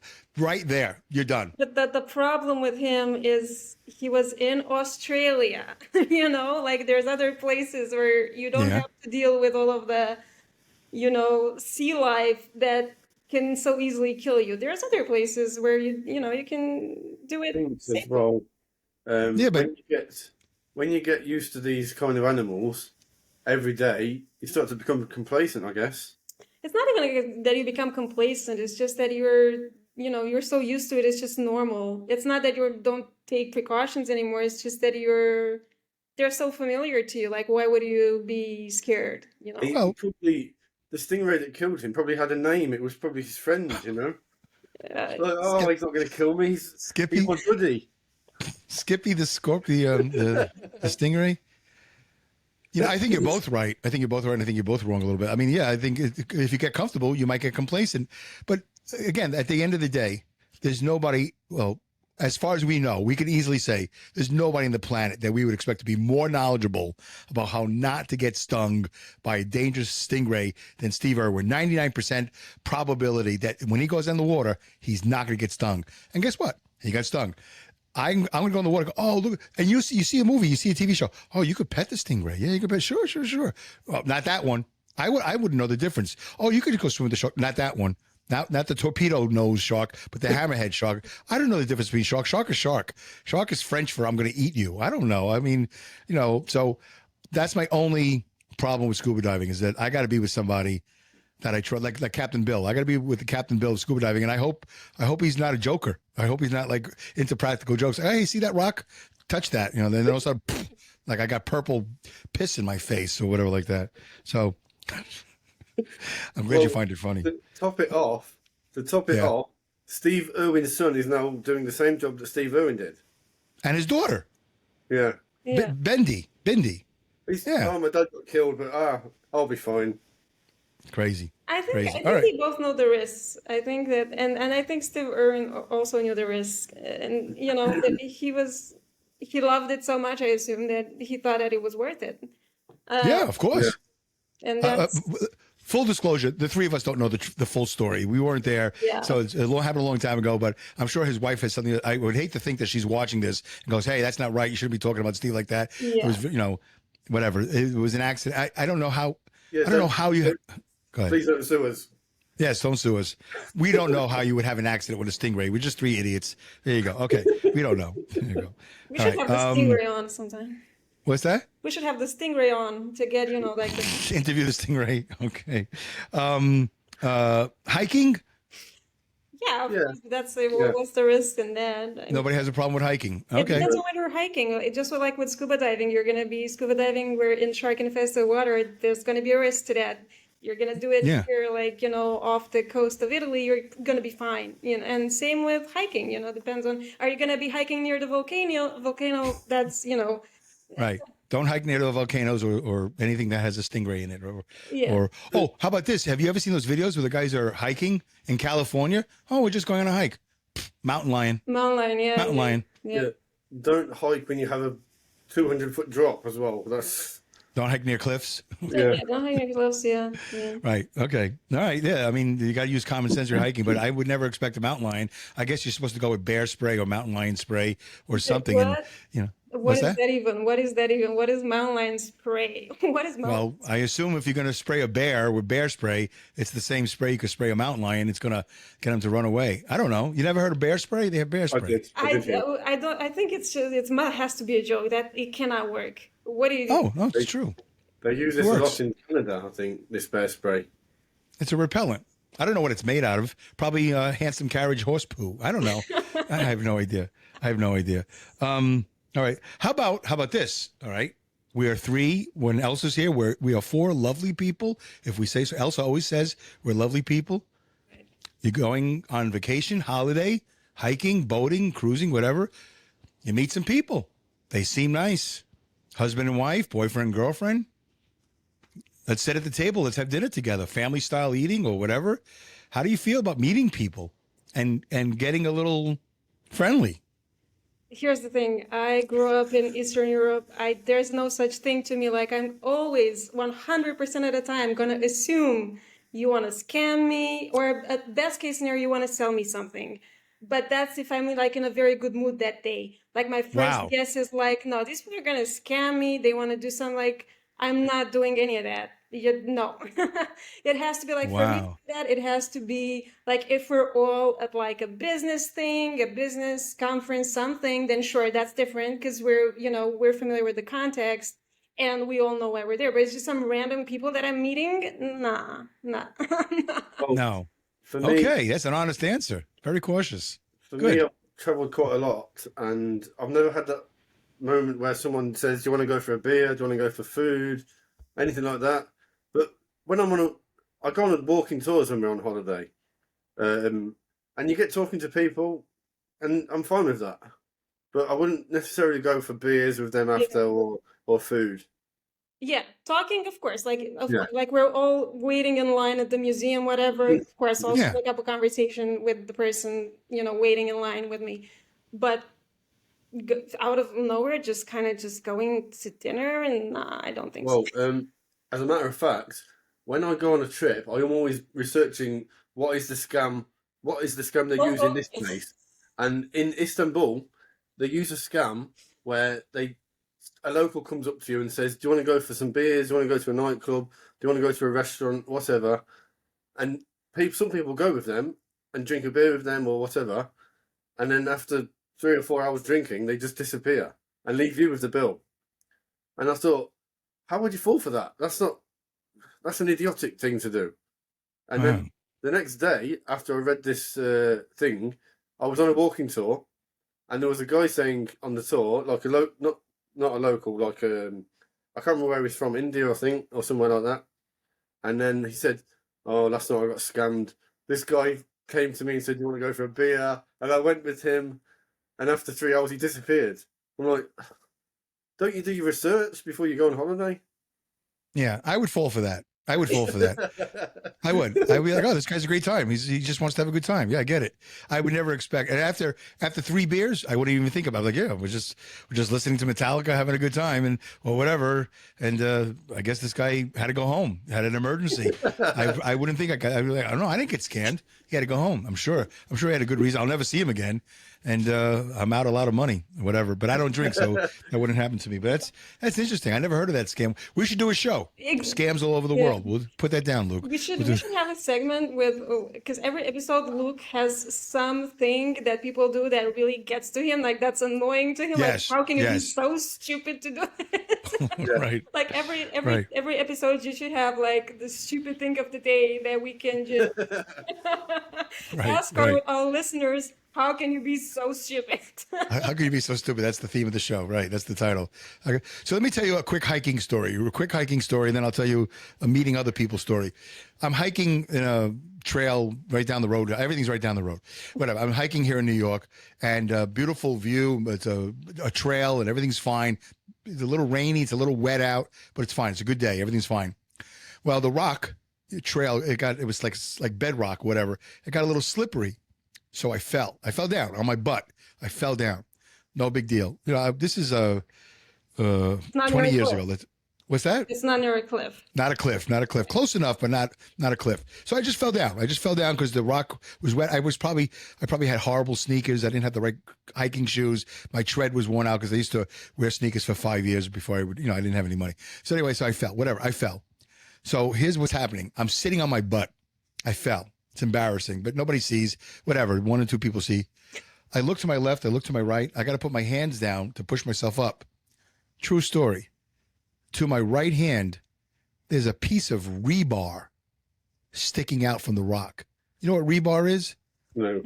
You know what rebar is? It's like when they build roads, it's like a piece of steel. Oh, okay. Yeah. And they put cement around it. So there was a piece of rebar. So you might ask, why would rebar be sticking out of the mountain? Well, I think they drilled rebar in to keep the trail from falling off the mountain for whatever reason. We all saw it. We're like, I don't want to mention names, but I'm with my friend. I go, why would there be rebar? And we talked about it. Like, why would there be rebar sticking out from the mountain? Probably because to keep the mountain from falling into, whatever, down the cliff. Because, we were on the side of the mountain, but it's a trail. Anyway, yeah, so if I had fallen just a couple of inches to the right or whatever, I would have right up, and it would have been, I never forget that. And I never went back to that trail, although I am curious to go back to, if I could remember exactly which one it was, to see and find out why is there rebar sticking out from all of that. All right, so that's my hiking story. And I have other I have a story for everything, but that's the life-ending one right there, or life-damaging one. I can imagine after that, if I fell the wrong way, I wouldn't walk again, or I would walk differently for the rest of my life. Anyway. Or I'd be a girl or something. I don't know. Like, hey, hi, everybody. Anyway, so my wife and I are in Italy, and we take a walk. We just take a walk. We have no purpose. We're just taking a walk in the lake where George Clooney is. Anyway, Lake Como, Lake Como, Lake Como. So we take a walk. I forgot what town we were in. We were in a nice little town. We took a walk. And we take a walk, we walk. And now we're on a trail. We walk. And then we see a picture. We see just a picture. It's up on a tree. A picture of a spoon and a fork and an arrow. And I guess that means follow this arrow and it'll take you to food. It didn't have a name of a restaurant. It just had a picture of a fork and a spoon. I probably have a picture of it somewhere. I'm guessing because, Alexandra, I take pictures all the time. You never take pictures, but I take a million pictures. I have no room on my camera for pictures, but maybe I'll find it one day. I'll show it to you. So it goes, and you're supposed to go up this trail, but we didn't follow the trail. We just kept on going because we weren't thinking about eating. We weren't thinking about that at all. So we just kept on walking. And then at some point we made a left turn and now we're going up a hill. So we went past where the sign was, we went down a bit, and then we ended up basically backtracking, and we went up this hill. We go up, and it's hot. My wife and I are hot. We're only a couple of years ago. I'm not that young. And we get to the top of the hill.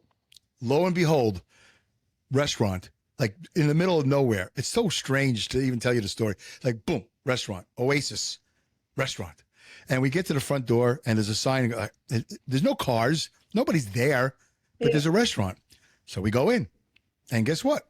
It's open, but it doesn't feel like it's open. I kind of feel like, I don't know, they just are there, and if people show up, they cook, and if nobody shows up, they're fine with it. It was just a weird scenario. We go in there, so we're sweating, and we weren't expecting to walk and eat. We were just going to walk and then whatever. Disappointed that there's nothing there. That was the plan. We're just going to walk and find nothing and be disappointed and go back. Then go back. No, it was we just walk and turn around. My wife and I walk all the time. Well, so we sit down and we have a nice table with view of Lake Como. It was beautiful. I have pictures of it. Beautiful.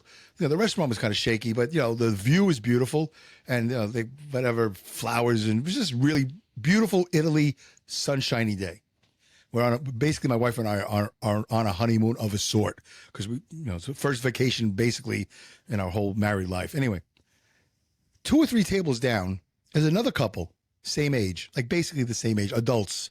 And we're like, oh, hi. And we started talking about whatever we talk. Like, hi, how are you? Because I'm friendly. We start having a conversation. So the question is meeting people, being friendly. Is it a risky situation?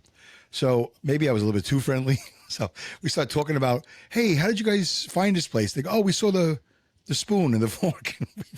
We followed the sign. We didn't follow the sign, but we got here anyway. We went further down. We backtracked. We went up the hill. I mean, it was really a steep hill, and it was a hot day. So they went up the right way. We went up the wrong way. And we just started talking. We're from California. So, we're from New York. We just started talking. And in my head, I'm thinking, hey, these are people that speak English. They're from the United States. Let's get together tonight. Let's have dinner.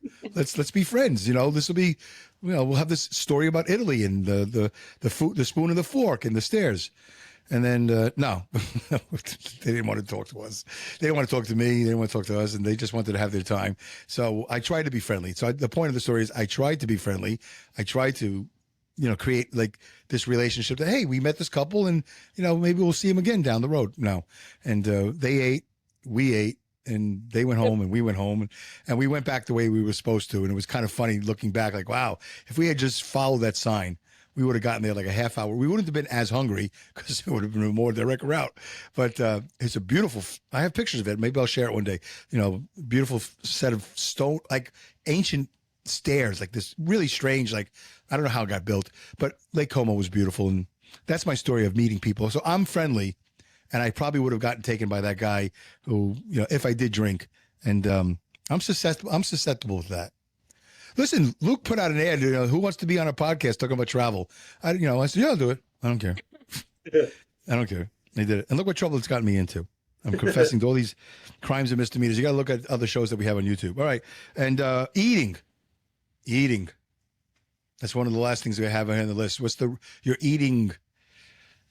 As a risk, eating as a risk. Sorry, look, go on. When I'm away, I just eat everything. Like I tried. I'm a foodie, so I want to eat the food that is originating from that country. Well, seafood, like even obscure things like snails or if I'm in Thailand, I'll eat bugs or. You'll eat bugs? That was I would going to be my probably next do. question. I'm off the show Oh, now. sorry. That's my last show. I'm done. Bugs? Have you eaten a bug yet? No. Are you Oh, looking? sorry. You have a bug in mind? Is there like a cricket? What are you thinking about? Praying mantis, grasshopper, I don't know what they cockroach? eat there, but He'll have whatever's on the menu that day. in Scotland, I'm going to eat haggis as well. What is that? Oh, it's like It's, pie. It's like offal. It's a pie made from sheep's what? The sheep's insides. Insides. That's I don't know what that means. I don't know what it's all. I eat steak. That's the cow's inside. Like whatever's inside, like offal. Like an intestine? Intestines, I don't think it's liver, but like, kidney, yeah. whatever's there. Look, how do you spell that? Because your accent is always fascinating to me. Haggis. What did you say? Haggis. Haggis? Yeah. Spell that. It's Haggis. Haggis.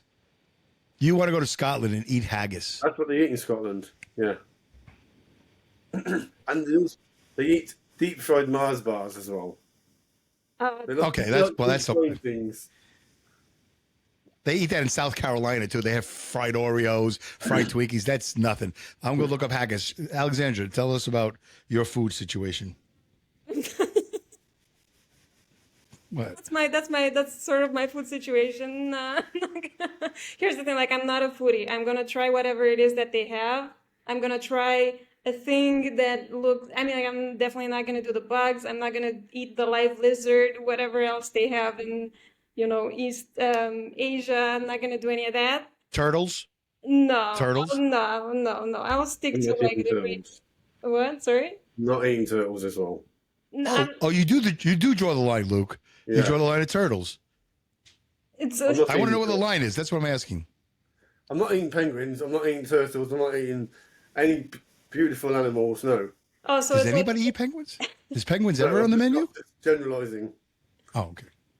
no, I mean, I'm not gonna. So for you, they have to be ugly. Like if they're pretty, if they have like a pretty. No, if it's well renowned that they eat this animal, then I'll eat it. But I'm not eating horse. I'm not eating, pets. I'm not eating beautiful animals. Okay. Yeah. I know Penguins somebody that are had a cow as a pet. What? Penguins are beautiful. But don't sea lions eat penguins? Yeah. Probably. Or whales or polar bears. I saw that movie. Somebody eats penguins. Alexandra, when you go abroad then, are you Yeah. eating pizza? Are you eating fish and chips? Are you eating burgers? You're not eating anything like risque, right? No. I mean, I'm gonna eat whatever food that they have that's traditional, but that's Okay. not super crazy. I'm not a foodie. Okay. I don't feel the need to try to see how everything tastes. I'm not into, like, even here, like I can eat the same food every single day. I'm not gonna be seeking for new flavors. It's just because it doesn't do You're not a anything. thrill seeker. You're just not a thrill seeker. No, I'm just not a thrill Alexandra. seeker, no. Yeah, you're a pragmatic like me. We're a lot alike in that area. I I don't. did tell you we do a lot of. Yeah, we do have a lot in common. I do notice that. It's not that hasn't gone past me. Let me read this to you guys. Let me read this. It starts so good. Yeah, you can't see it. We I'm can't not see gonna. it, Yeah, you can't see it. A little bit. Oh, like No. just read it to us. We can't see anything. No, I just want you to see the picture. Yeah, But what's that? It's meat. haggis. Okay, we'll edit it in. We'll try to edit it in. Here it goes. It starts off nice and then it gets really gross. That's true. I'm never going to eat this. Haggis, Haggis, is, so far so good, is a savory pudding containing sheep's pluck. Oh, I don't know what pluck is. Do you know what pluck is? not what fuck is. All right, well, maybe you should have read this before you decided to eat haggis. Okay. Internet's your friend. Google it, your friend. What fuck is though? All right. It's sheep's pluck, comma, minced with chopped onion. I like chopped onion. Oatmeal. It's okay. Oatmeal. SUET. Suet, yeah. So What is that? It's just like filler, I guess. Like Okay. Filler. it's like carbohydrate, like oatmeal or something like that. Okay. oh, okay. Okay. Spices and salt mixed with stock and cooked while traditionally encased. Okay, I got to hold it together. And cooked while traditionally, that's important that it's a tradition. So it's not like something we just came up with. We've been doing this for 500 It's not years. random disgusting. It's been disgusting for centuries. It's been Yes. If that's any consolation. That's a good point, Dave. Like, if they said, "Oh, we just invented this new thing last week," I'm not going to try it. No, but it's tradition. It's tradition. So, all right. Traditionally encased in the animal's stomach, though now an artificial casing is often used instead. So they don't even use the real thing anymore. Now it's like artificial casing. So sheep's pluck, you might want to look that up. Sheep's pluck and suet and animal stomach. We have something like that called it's a kosher thing. I forgot what it's called, but I've eaten that. I think I might have eaten haggis, but kosher haggis, if it's such a thing. Derma, stuffed derma. Anybody? No. no, I haven't had that, but I'm searching for the sheep pluck. Yeah, look up sheep's pluck. I'm gonna look up derma. I don't know what it is. Plucks. Yeah, but you're gonna eat it though. You're eating it. You got to go to Scotland. I've eaten haggis before, but I don't think it's like traditional because I wasn't in Scotland. Oh, if it's not traditional, it's not worth it. Don't eat it if it's not traditional. Don't eat that newfound crap. Yeah, it's the organs of a sheep. Like it's the Yeah. I guess it's what you were saying earlier, like the liver and the whatever else is there. Yeah, so it's just Whatever they organs. find, yeah. Yeah. Whatever Okay. they find on that day, at the side of the road. On the, All right. I like the word haggis. I like things that are traditional. I like things that are stuffed. Not into sheep's pluck. Doesn't sound good. And I don't care if it's traditional or not. I don't care. But if you bread it, if you deep fry it and bread it, that's great. If it's like crunchy, I like it. is this the one where you also make it with the blood, or that's another thing? That's black pudding, I think. Oh, that's blood pudding. That's another delicacy. I like black pudding. You I also love wanted to. Go You ahead. have it in America, Dave. Black pudding. What's that? Yeah, Black I've heard of pudding. that. Yeah, I don't. As soon as the word blood enters the conversation, I'm out. I don't care. That's the one thing where Dave keeps kosher. Yes, thank you very much for noticing. But Yeah, you eat steak like medium rare, right? I try to eat. Yeah, there is a sauce-like substance that somebody could resemble. That's blood. I get it. Yeah, but I try not to think about it. I don't. It's not a thing. I'm fine with it. It's good. Don't ruin it for me, Luke. I love my steak. I had steak earlier. I'm gonna eat more. All right, stuffed derma. Here's derma. Stuffed derma, which is also called Kishke. Kishka. Kishka. Yeah, I know it. Yeah, I know it under the Okay. Kishka. I know it. Kishka is also known as stuffed derma from the German. Why am I doing this? It's like it's a sausage that people German- put in their cholent. Well, it says here, known as stuffed derma from German Darm, intestine, is a Jewish dish. This is real. Yeah. Jewish dish traditionally made from flour or matzah meal, schmaltz. And schmaltz is a real thing, and spices. In modern cooking, synthetic casings often replace the beef intestine. Wow, all over the world, they're replacing these casings with artificial casings. Imagine if you work at the artificial casing company. That's your job. to make Imagine you artificial work casing. at the place where you take the sheep's intestine and use it as casing. I think that's Yeah, how's business? It's good. Kishka is a common addition to Ashkenazi-style cholent, Yeah. Cholent. Anyway, I've had that. And it's delicious. I also used to eat tongue, cow tongue. I used to eat that as a kid. I did I as haven't well. eaten that. Yeah, have you had tongue? Yeah. All right. I And can't think of anything else. What? Pig's trotters as well. Say that again, because Pig's Pig's feet. feet. As well. Yeah. I ate that when I was a kid. Yeah. as a kid, Yeah. because your parents prepared it. My grandparents. Yeah. What did you like? You ate the big toe, the little toe, the pinky toe. Like how many? No idea. Just a foot. I don't know what it looks like. I don't know what a pig's foot looks like. Is it a hoof? I can't remember. I think so. I was small, like really small. We're gonna have to look into that. What do you remember what it tasted like? No. Oh, they didn't leave an impression. Would you eat it again? Yeah. Yeah. I mean, if it wasn't memorable good or memorable bad, how bad can it be really? Yeah. Yeah. I don't remember. I think tongue is like ham or like thick sliced ham. I don't remember. It's like pastrami. I don't really remember. It wasn't bad. I would have it on a sandwich with mayonnaise, I think. Probably, maybe mustard. I don't remember. Probably a soda. I don't remember. But for whatever reason, we just stopped. She stopped buying it. I stopped eating it. I don't remember. But I'll tell you another quick story. My father used to work in a place called Kraus, Krauss, Kraus Meats in Jamaica, Queens. And he was a meat packer. That was his, I think, official union title. My father worked in the Meat Packers Union. And he once took me to work one day. I don't know why. He didn't take me to go to work. He took me because he had to go do something. Who knows what he had to do? But he was forced to take me because I know if he wasn't forced to take me, he would have left me home. So there must have been a reason why he took me. Anyway, that's personal. I shouldn't have mentioned that. Anyway, so he takes me into the factory. I've never been there before. I've never been in a factory. I'm 6 years old. I don't know anything in the world. I've never seen anything. But I know my father works for Kraus Meats because he would bring home packages, with the bologna and the salami and all this other stuff.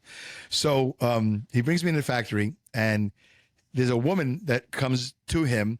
I remember she had blonde hair, dignified looking woman with a lab coat on. She had a lab coat on. So if you're a little boy or a little girl, you see somebody with a lab coat, you're like, oh, doctor, scientist. This person knows what they're talking about. I'm going to listen to this person. My father doesn't know nothing. He wears a flannel shirt. He wears a plaid shirt. Get out of here. So he goes wherever he goes. He leaves me with this woman with the lab coat. So she goes, oh, hi, David. I go, hi. She goes, have you ever been here before? I go, no, I've never been here before. He goes, do you know how a hot dog is made? I go, no, I don't know how a hot dog is made. How is a hot dog? So, well, I'm going to tell you. And she has a clipboard, by the way. She has a clipboard with the pen, and she has the lab coat. So she seems very scientific. Whatever she says, I'm going to believe it. She says, this is the first thing she said. This is, I remember. First thing she said to me, well, here's how a hot dog is made. The United States government allows us to have a certain amount of filler. And I'm like, what? I don't know what filler is. And she goes, yeah.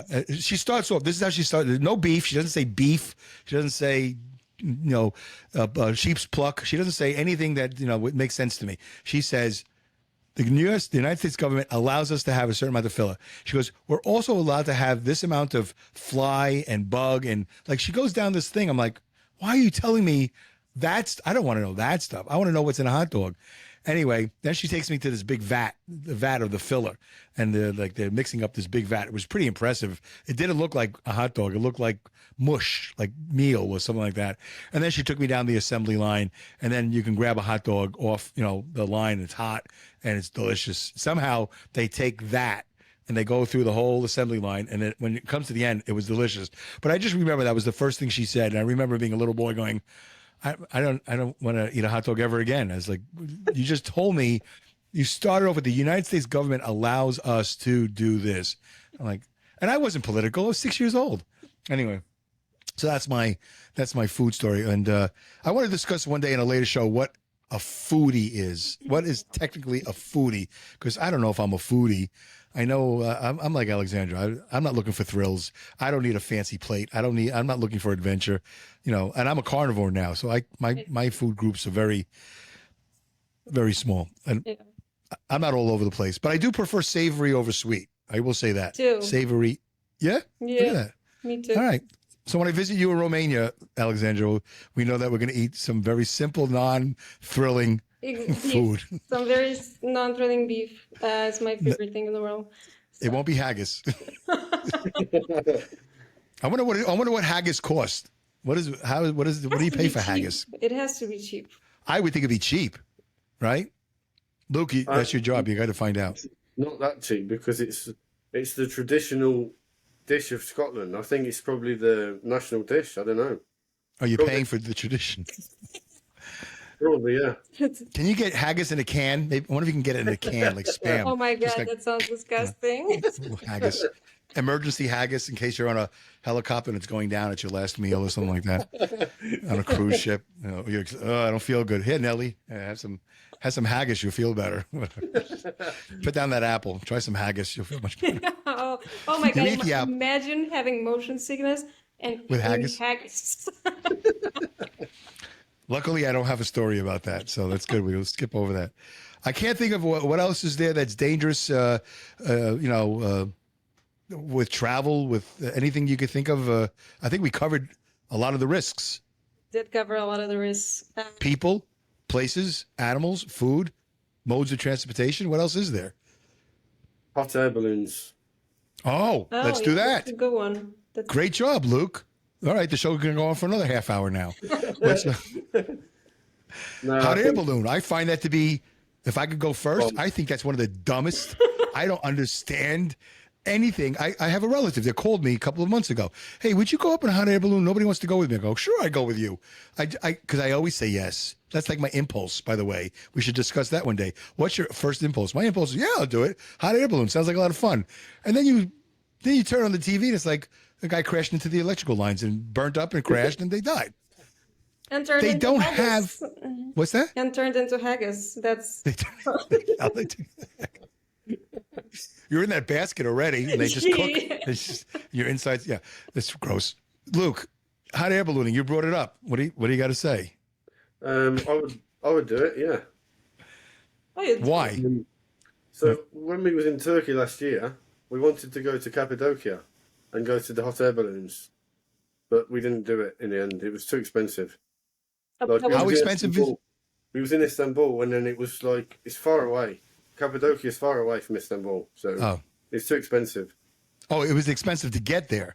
Yeah, hotels as well. It wasn't worth it.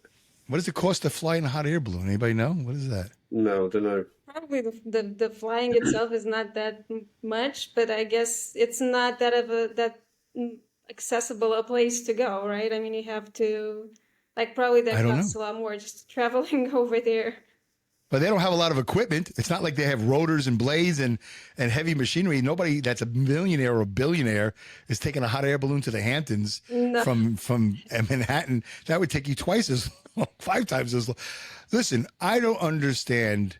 I mean, it's hot air, isn't it? It's helium. It's hot, whatever. They pull on the air. switch, and then they heat up the air. And Yeah. I don't understand. I understand how they take off, and I understand how they land. I just don't understand how they get around. They don't come back, right? They just go. They just Aren't go- you at the? I don't think they go where they want. They just go where they're taken. They don't have some type of steering system. No. I've never Don't seen think a so. rudder or a steering wheel. I mean, I'm pretty sure like you can't. I'm pretty sure like you can't go exactly where you want, but there has to be some type of just approximate steering. You would think. When you get on, you go, hey, by the way, just question, just spitballing. Where are we landing and when and how? There's no steering control. There's no equipment. It's just fire and hot air Yeah. and a balloon that you hope doesn't leak I think and a it's, basket that you hope. I think it's just Traditionally logic, doesn't like, go on- where you end up. Yeah. What was that? You got to ask Luke's that question. We I need to think get a hot air you balloons. go up Oh, let's get Captain Bill back on the line. Maybe he knows a little bit about hot air I balloons. think you just go up and then God decides where you end up. Go east, north, east, south, west. It's just wherever you end up, and that's it. Get Nelly on the phone here. Let's call it Nelly. When you get home today, we're gonna go hot air ballooning. We're gonna take off from Milton Keynes. Where do we land? I don't know. Is that okay with you? I don't know. How long are we out there? I don't know. Once if a bird comes with a big sharp beak, like a stork delivering a baby, and just puts like, I don't understand. I never understood hot air ballooning. I think it's nice to watch a balloon festival.